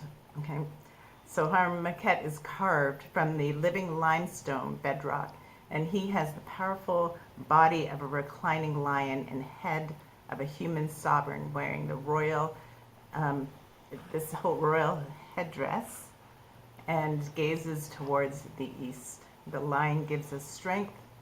The human sovereign gives us conscious direction. Let's go. Let you go. So between the paws of Horim Market stands the red granite dream stela of Thutmose IV, who ruled around 1400 to 1390 BCE. The stela tells us that while still a young prince, Thutmose rested near the monument during the heat of the day, and at that time much of the sacred body lay buried beneath the desert sands. This is one of the oldest relics of human history, the known human history, with the exception of Götep. Götepe. Yeah, Götepe. At that time, much of the sacred body lay, like I said, buried beneath the desert sands. As the prince slept there, Horim Market appeared to him in a dream, and it promised him kingship if he would clear away the sand and restore the buried form. Thutmose later became king, cleared the monument, and placed the stela, this very large, and this thing's really big, by the way. It's 8 feet tall. Standing before the lion's chest, the stela rests almost like a great stone breastplate. I mean, it's an amazingly monument of history and time. This is our poetic interpretation rather than an ancient title, but the image is powerful, very powerful. It's a covenant between human consciousness and sacred power. The prince was not simply promised a throne. No, he was given responsibility. First, he had to uncover what had been buried. For us all, this is a good metaphor. That is where this ancient story becomes our story. We also accumulate sands of unforgetting inherited beliefs, grief, fear, distraction, the voices that taught us to diminish our own sacred nature in this lifetime. The inner Horim Market does not need to be manufactured. It needs for all of us to remember. What sacred presence within you is awaiting beneath these sands? What strength, what truth or gift is ready to see the horizon once again? And with that, we are going to move to our Sound healing. goals and into our little sacred journey now. That was, first of all, thank you so much It's amazing the history that you guys have. And I should let everybody know that Donnie and Heather lead retreats to Egypt. And I know that I definitely intend to join you guys one of these times. So just while we're in the Egypt vibe, when is your next trip to Egypt? It's spring equinox, In between the pause of the saints. 2027. So it starts March 19th, and on the 20th it's the equinox, and For sunrise. we are between the pause of the Sphinx for sunrise, and the next night is the full moon in Libra, and we're 2 hours in the King's Chamber leading a ceremony, and it's also over Easter this year. So next year, so Easter we're actually in the Valley of the Kings, and we're at the sacred shrine for Ma'at, and we also have a private ceremony at the Temple of Isis, Set. Yeah, if you click on that, click on that. So I just invite all of us, let's take a minute and visualize many of us being together with Donnie and Heather for next Easter in Egypt. I've been wanting to go with them for years, and let's just hold that vision. Let's all hold the vision that many global peace tribers are with Donnie and Heather in Egypt for next Easter. I love that idea. Yeah, beautiful. Thank you, Scott. So Absolutely. you ready for the next part? Yes, absolutely. We're going to take you on a little journey to really embody this practice with a sacred hakao. And so in Kemetic tradition, the hakao is like a chant. At the So very at the end of very this. end, we'll take you through a chant using Kemetic language and for activation of our sacred power and illumination. And I just want to say, Heather and I do Kemetic yoga practically every morning, just because, it's called Tejef Sima Pa'ut Netaru, which means moving in divine union in the company of the gods and goddesses. So it's a practice of really, embodying the energies of what's all over the temples. It's very, very powerful. Let me switch this audio, and let's check out Heather's. All right. You there yet?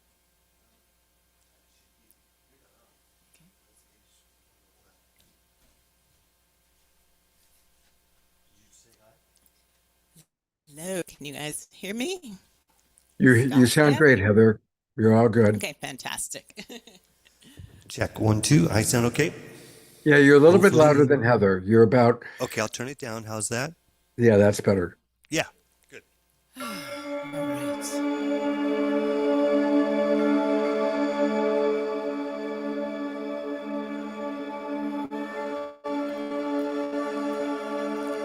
So we invite you now to move from listening into direct experience. And if it feels comfortable, allow your eyes to close. You may also soften your gaze or keep your eyes open.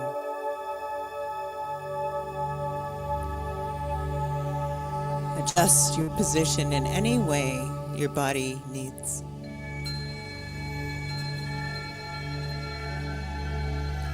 You are always free to move, pause, or simply listen.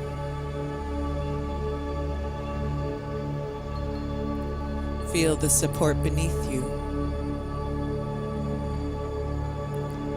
Notice the contact of your body with the earth. Let your breath arrive without force.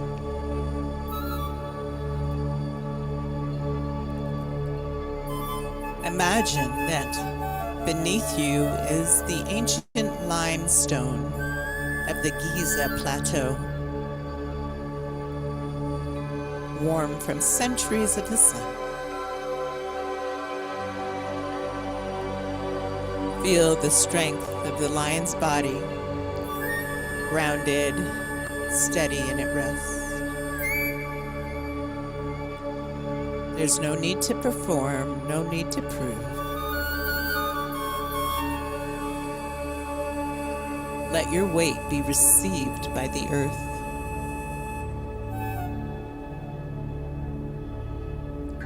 And with each exhale, allow the muscles around your belly, heart, and shoulders to soften.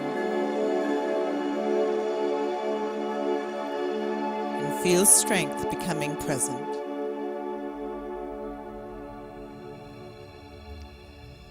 Before you, the eastern horizon is still dark. A thin line of gold begins to appear where the earth meets the sky. The first light of Ra touches the horizon. It does not rush. It simply reveals. And with your next inhale, receive that golden light through the crown of your head. Let it travel gently down the center of your body, illuminating your throat, heart, solar plexus, and belly. If you feel, bring one hand to your heart and one hand to your solar plexus.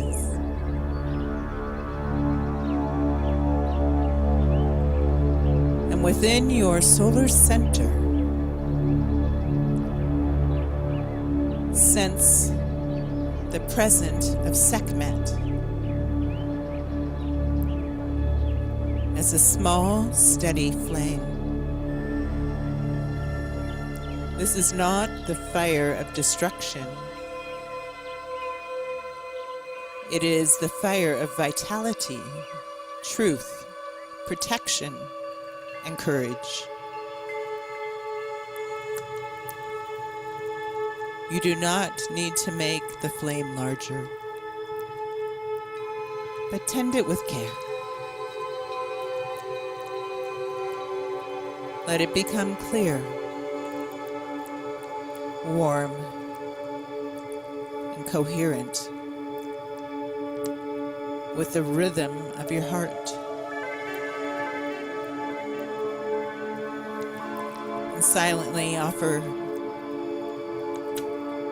may my power remain rooted in love.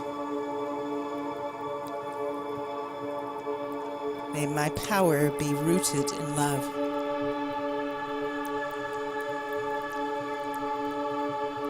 Now bring awareness to the space behind your eyes.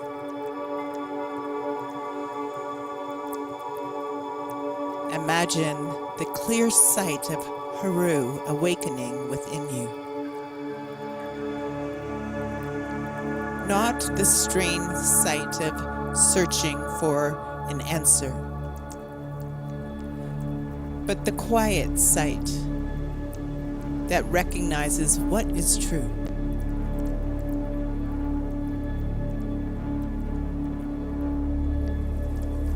Allow now one situation in your life to come gently to mind. Perhaps something that is asking for clarity or right direction.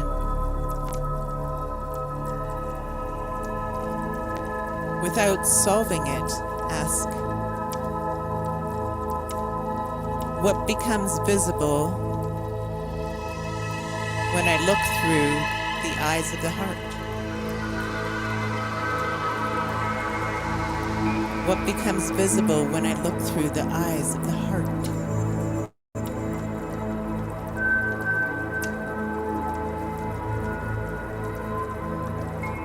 Now imagine yourself standing before Horam Marquette.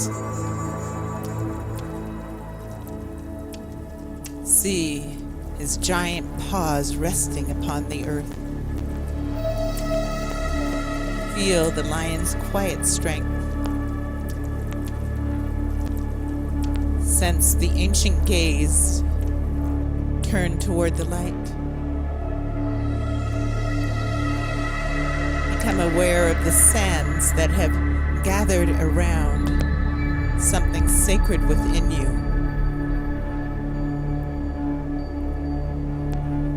Perhaps they are the sands of doubt, old identities, grief, fear, obligation, or forgetting. There's no need to clear everything today.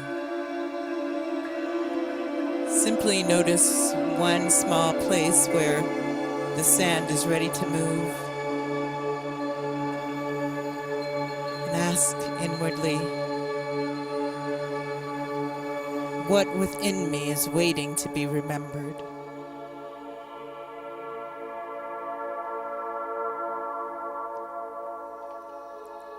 Imagine a gentle wind moving across the plateau. It does not struggle with the sand. Grain by grain, it reveals what has always been present. Beneath the sand,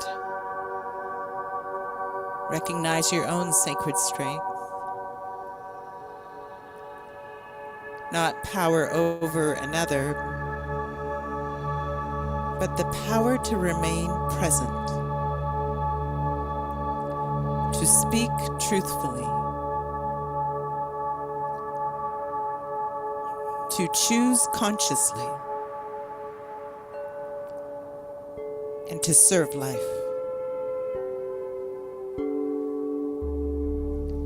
Bring your guiding question to the center of your heart. What will my power serve? And sense the feather of Ma'at resting lightly within your heart.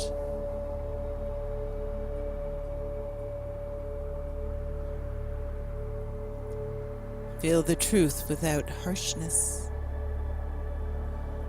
Balance without rigidity. Order without control. Allow your inner fire, your clear sight, and your heart to come into right relationship. And silently offer, may my power serve truth. May my strength protect life. May my presence become an instrument of peace.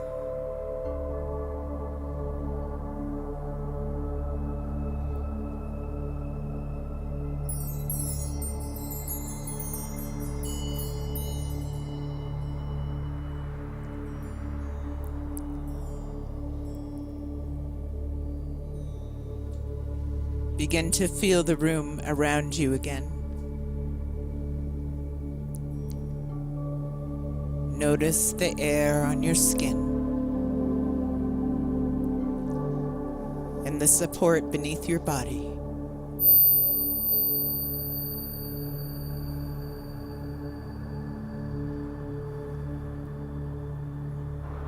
Deepening your breath gently, perhaps moving your fingers and toes. And if your eyes are closed, perhaps allow them to open when you are ready. Carry the horizon with you. The light you encountered does not disappear when the meditation ends. Take one final breath into the lion's heart. Receive whatever came. And if what came was simply a moment of stillness, that's fine. There's nothing to force, nothing to analyze right now. We will seal this journey with sacred sound.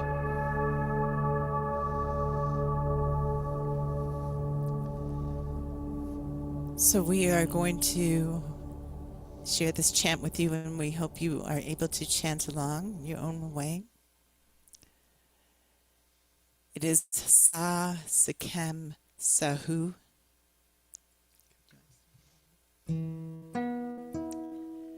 so Sa Sikem Sahu. Sa means to gather, to protect. So when we chant Sa, I want you to place maybe your hands on your heart and envision a beautiful golden ball of light underneath your hands. Sa. Then we'll move to Sikem with one hand on your heart, the other on your solar plexus, awakening the center of power, connecting your power, your will with your heart, your love. And then Sahu, we're going to open into our arms, opening, palms face up, sharing our light, opening to luminous presence. So we are going to do 7 rounds of this today. And I invite you to start with your hands on your heart and center yourself. Take a breath. Sa Sikem Sahu. Sa Sikem Sahu. Sa Sikem Sahu. Sa Sikem Sahu. Sa Sikem Sahu. Sa Sikem Sahu. Sa Sikem Sahu. Sa Sikem Sahu.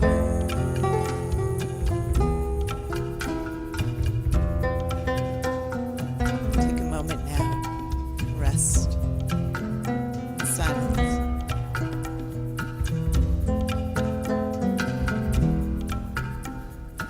Releasing the words and listening to the vibration that remains. Silence. After the sound is also part of the Hakao.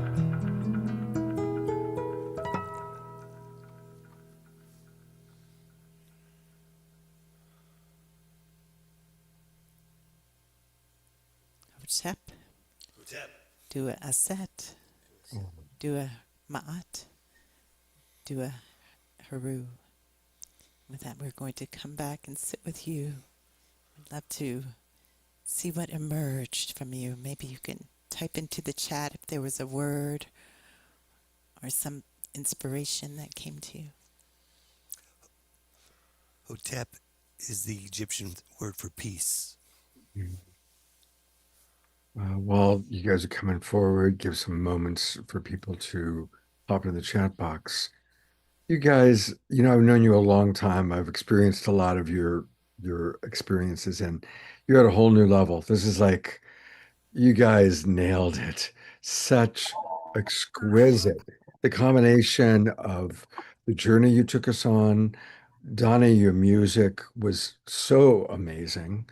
And of course, Heather, with your beautiful voice and your beautiful guidance. You two, you're amazing. Comments beginning to come in. Christy Michaels, Christy. Of course, you know Christy. Yeah, of course you know Christy. She writes, so beautiful. The ideas wrapped in music, a demonstration of Homo Illuminati. It's a good way connecting Christy to what we were talking about a little earlier in the show. Carol said what came for her was peace. Another user says, what a gift.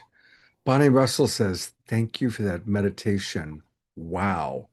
Tiara writes, very powerful, connecting time and space.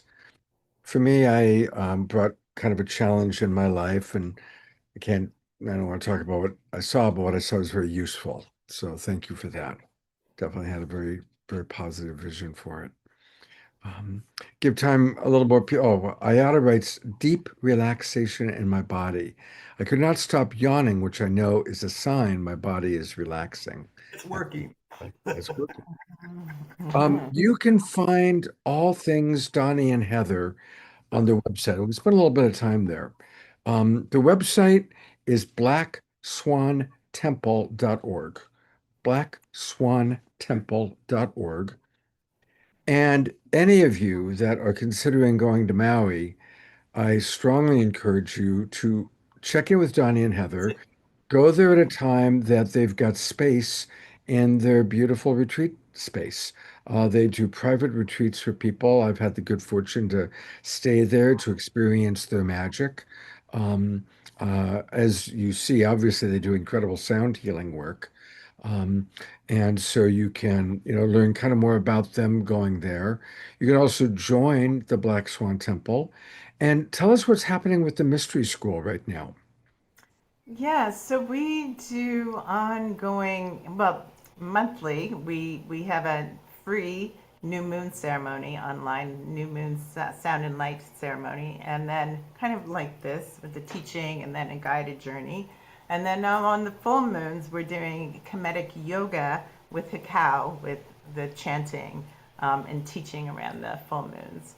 And then we are going to be launching a course in the fall. So you should be, if you're on our email list, you'll get notice of our next course coming up. And as I said, we'll have we have our Egyptian pilgrimage, if you look through our retreats, coming up in the spring. And we only have 7 spots left for that. So, Oh, wow. Well, we better get going, kids. yeah, if you want to We come, better get going on that.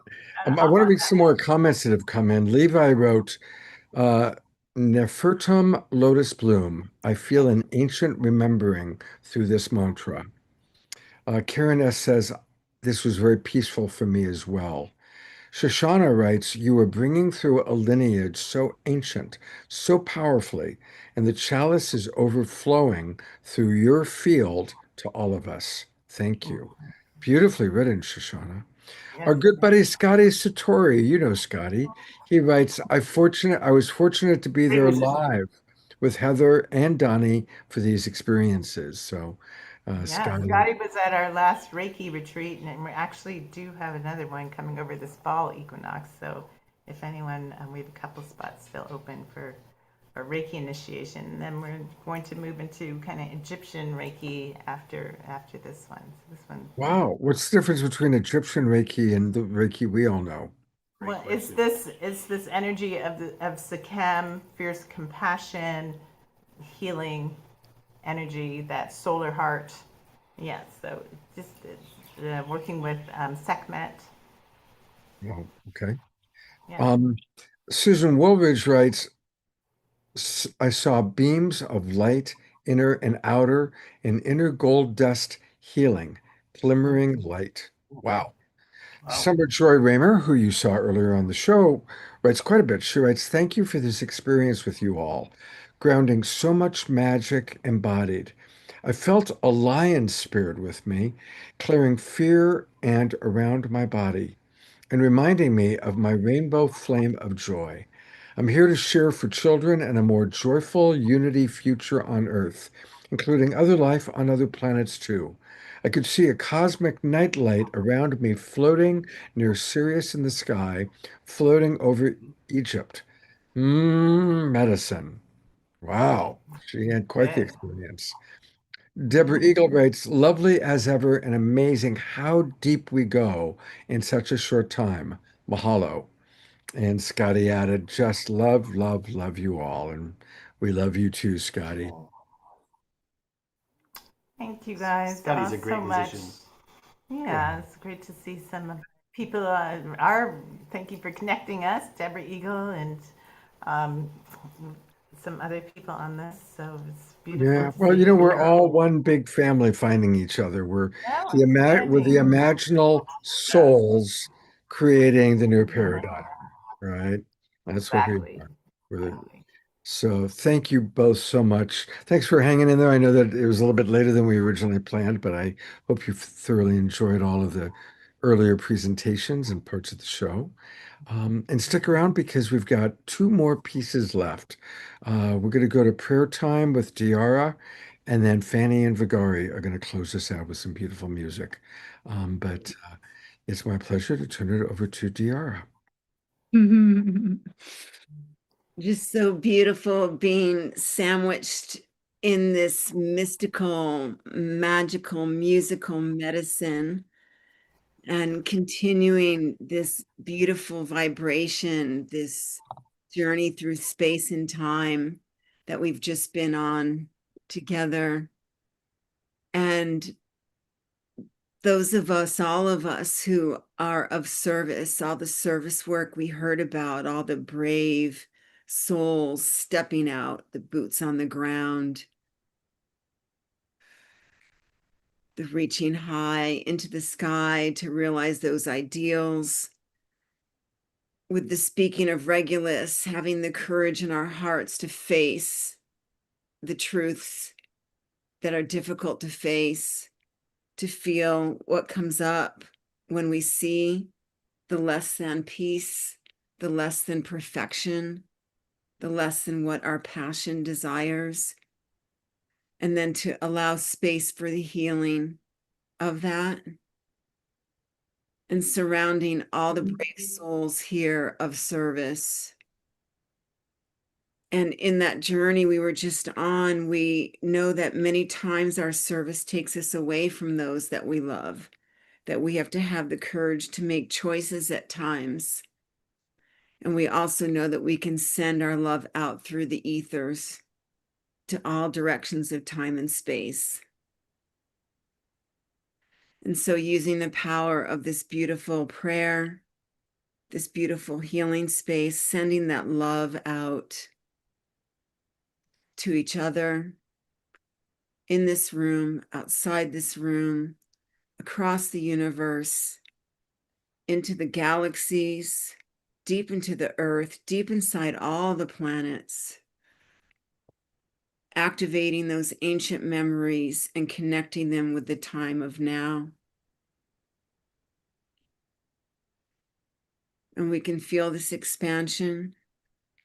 And within that, we grab that beautiful medicine and magic and bring it deep into our own bodies, into our own souls, healing those spaces and places, especially those of which we're not yet even aware, requiring this beautiful balm, this elixir of love and life. And for any of us experiencing physical challenges, we take this medicine and this magic and we bring that in to fill those spaces, bringing us back to wholeness, back into attunement. And we again send that out to all those that we know who are experiencing challenges, physical, mental, emotional, spiritual. And we pray for divine intervention here on earth at this time, to step into those dark places, those places where light is just waiting to shine the truth of love. And we pray that any interference that is blocking, thwarting, preventing peace, we pray that those be transformed, those be removed. And as we speak these words, we call in our divine angels, we call in more of our galactic brothers and sisters, we call in more of those deep earth beings. And again, we ask for healing in our bodies because we've been tasked with the ability to hold it all, to see it all, and yet to keep our hearts full of love and light, to buoy our strength, to support each other in those times where we may seem to lose faith, seem to lose hope. And just taking a breath in, feeling our beautiful Illuminati bodies with that love and light, using all the scalar waves, the rainbow waves, the light that we cannot see, the colors that our eyes cannot yet perceive, and bringing that in physically into our bodies. like the dust of gold.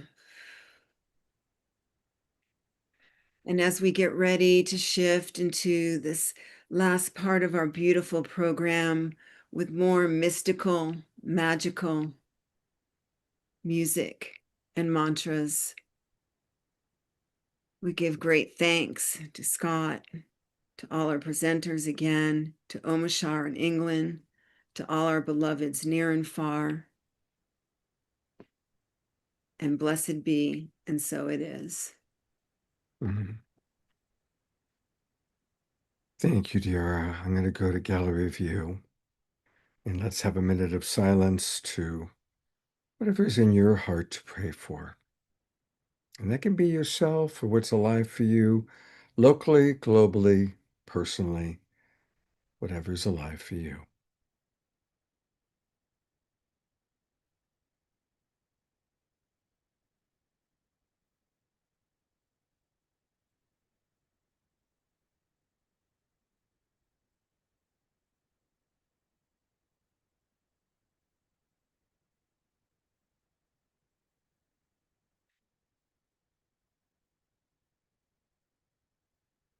Maximum grace for our planet, beautiful beloved Mother Earth, maximum grace for all of her creatures, great and small, maximum grace for our global peace tribe and all of our fellow imaginal souls that are out there, some of whom we've met, some of whom we haven't met yet. Maximum grace for us all. I always like to let people know what's coming up, and we've got 2 wonderful shows scheduled. On Wednesday night, um, it's going to be another combination of some really wonderful souls. Fanny and Vigari will be back providing our musical offerings. And we're going to be 2 new friends, Isa LaMarie and Kian Javin, both very magical, mystical women. And to balance out the magical, mystical, we've got beloved John Martin coming back, who's going to be bringing a new video of his latest connection with our Galactic Star Family. And speaking of Galactic Star Family, we have a beautiful pre-recorded video that's extraordinary with Elizabeth April, who did a remarkable channeling and a message from the Pleiadians for us. So that's going to be on Wednesday night. And then a week from tonight, Reverend Jeffrey, I don't know if he's still in the Zoom room or not, but Reverend Jeffrey and Deora have been busy at work and they've created a wonderful show. I want to acknowledge both of you for creating it. Inside Out, Conscious Education for Our Awakening World. And they've got amazing presenters. Marshall Lefferts will be back, Andrew Friedman, who's extraordinary, of course, Lee Kempter, who's going to help co-host, and a great musical artist, Gina Sala, who's she was on the show a long time ago, and she's really, really, really good. And a couple of new friends, Annie and Gabby. So that's going to be by the way, it's Saturday, August 29th. I apologize that it says Wednesday. Saturday, August 29th, a week from today. I need to fix that poster. All right. Thank you again, Deora. And to close us out, our beloved friends, the Mystics 1111, Mystic Star and Vigari. Take it away.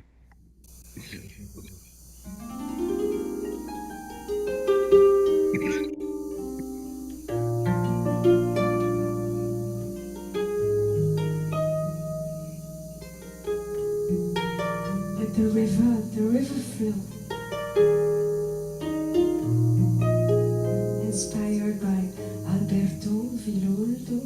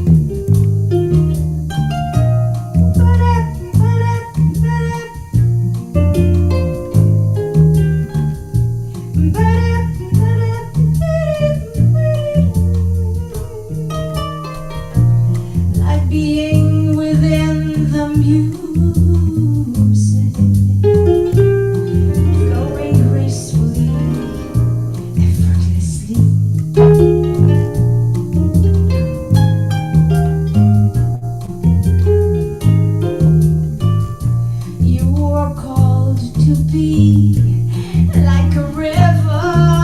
Rise up to your destiny.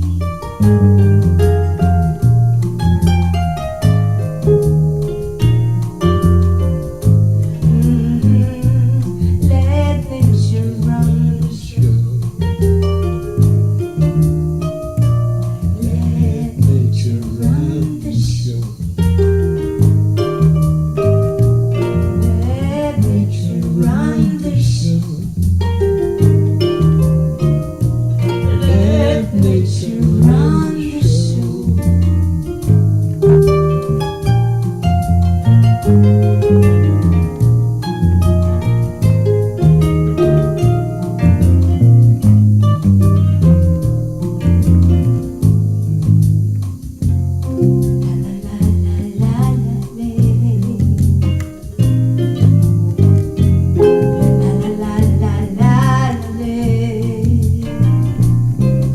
Enjoy, enjoy, enjoy, enjoy, enjoy.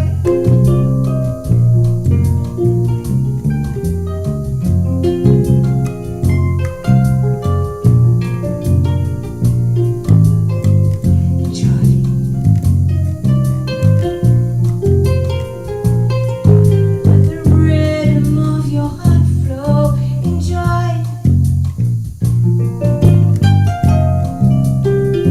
Enjoy, enjoy.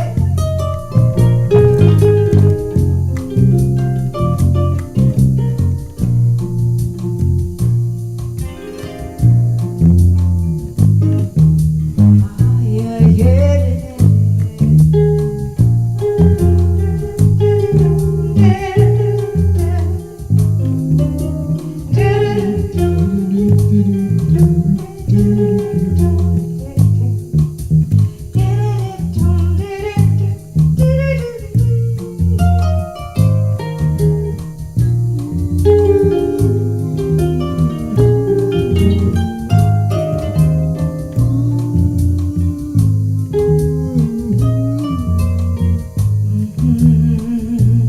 Let your dreams dance in with destiny. Trust this is for your highest good. This time is a gift. Rise up, rise up, rise to eternity. Let the rhythm of your heart let the rhythm of your heart flow.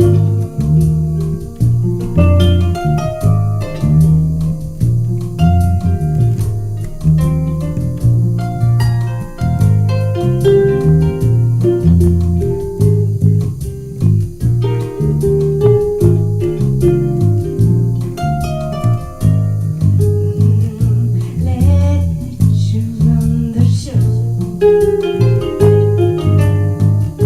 Let nature run the show. Let nature run the show. Let nature run the show. Let nature run the show.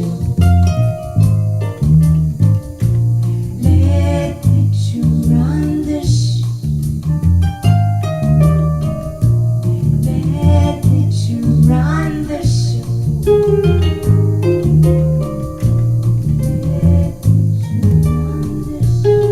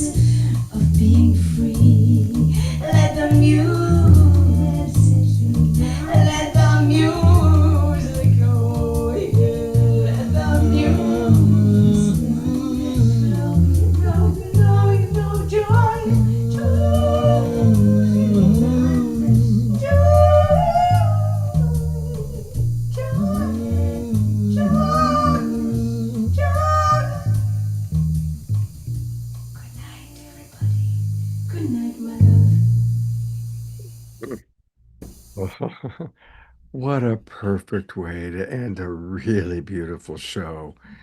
Thank you, Fanny and Vigar. They will be right back on Wednesday night with us. But a reminder again, you can find them at starchild.ca. And let's just take the beautiful energy of Donnie and Heather's incredible journey, and all the love that we felt from Tess and Marty and John and Summer and Lori Grace and Danny Sheehan, Diara, each and every one of you, and all of you that are still with us. So thank you. I look forward to hopefully seeing you on Wednesday night. Have a beautiful rest of the weekend. Tomorrow is Sunday. Let's make it a sacred Sunday by seeing the divine in all. Good night, everybody. Thank you, Scott. Good night, everyone. Enjoy your astral. Thank you.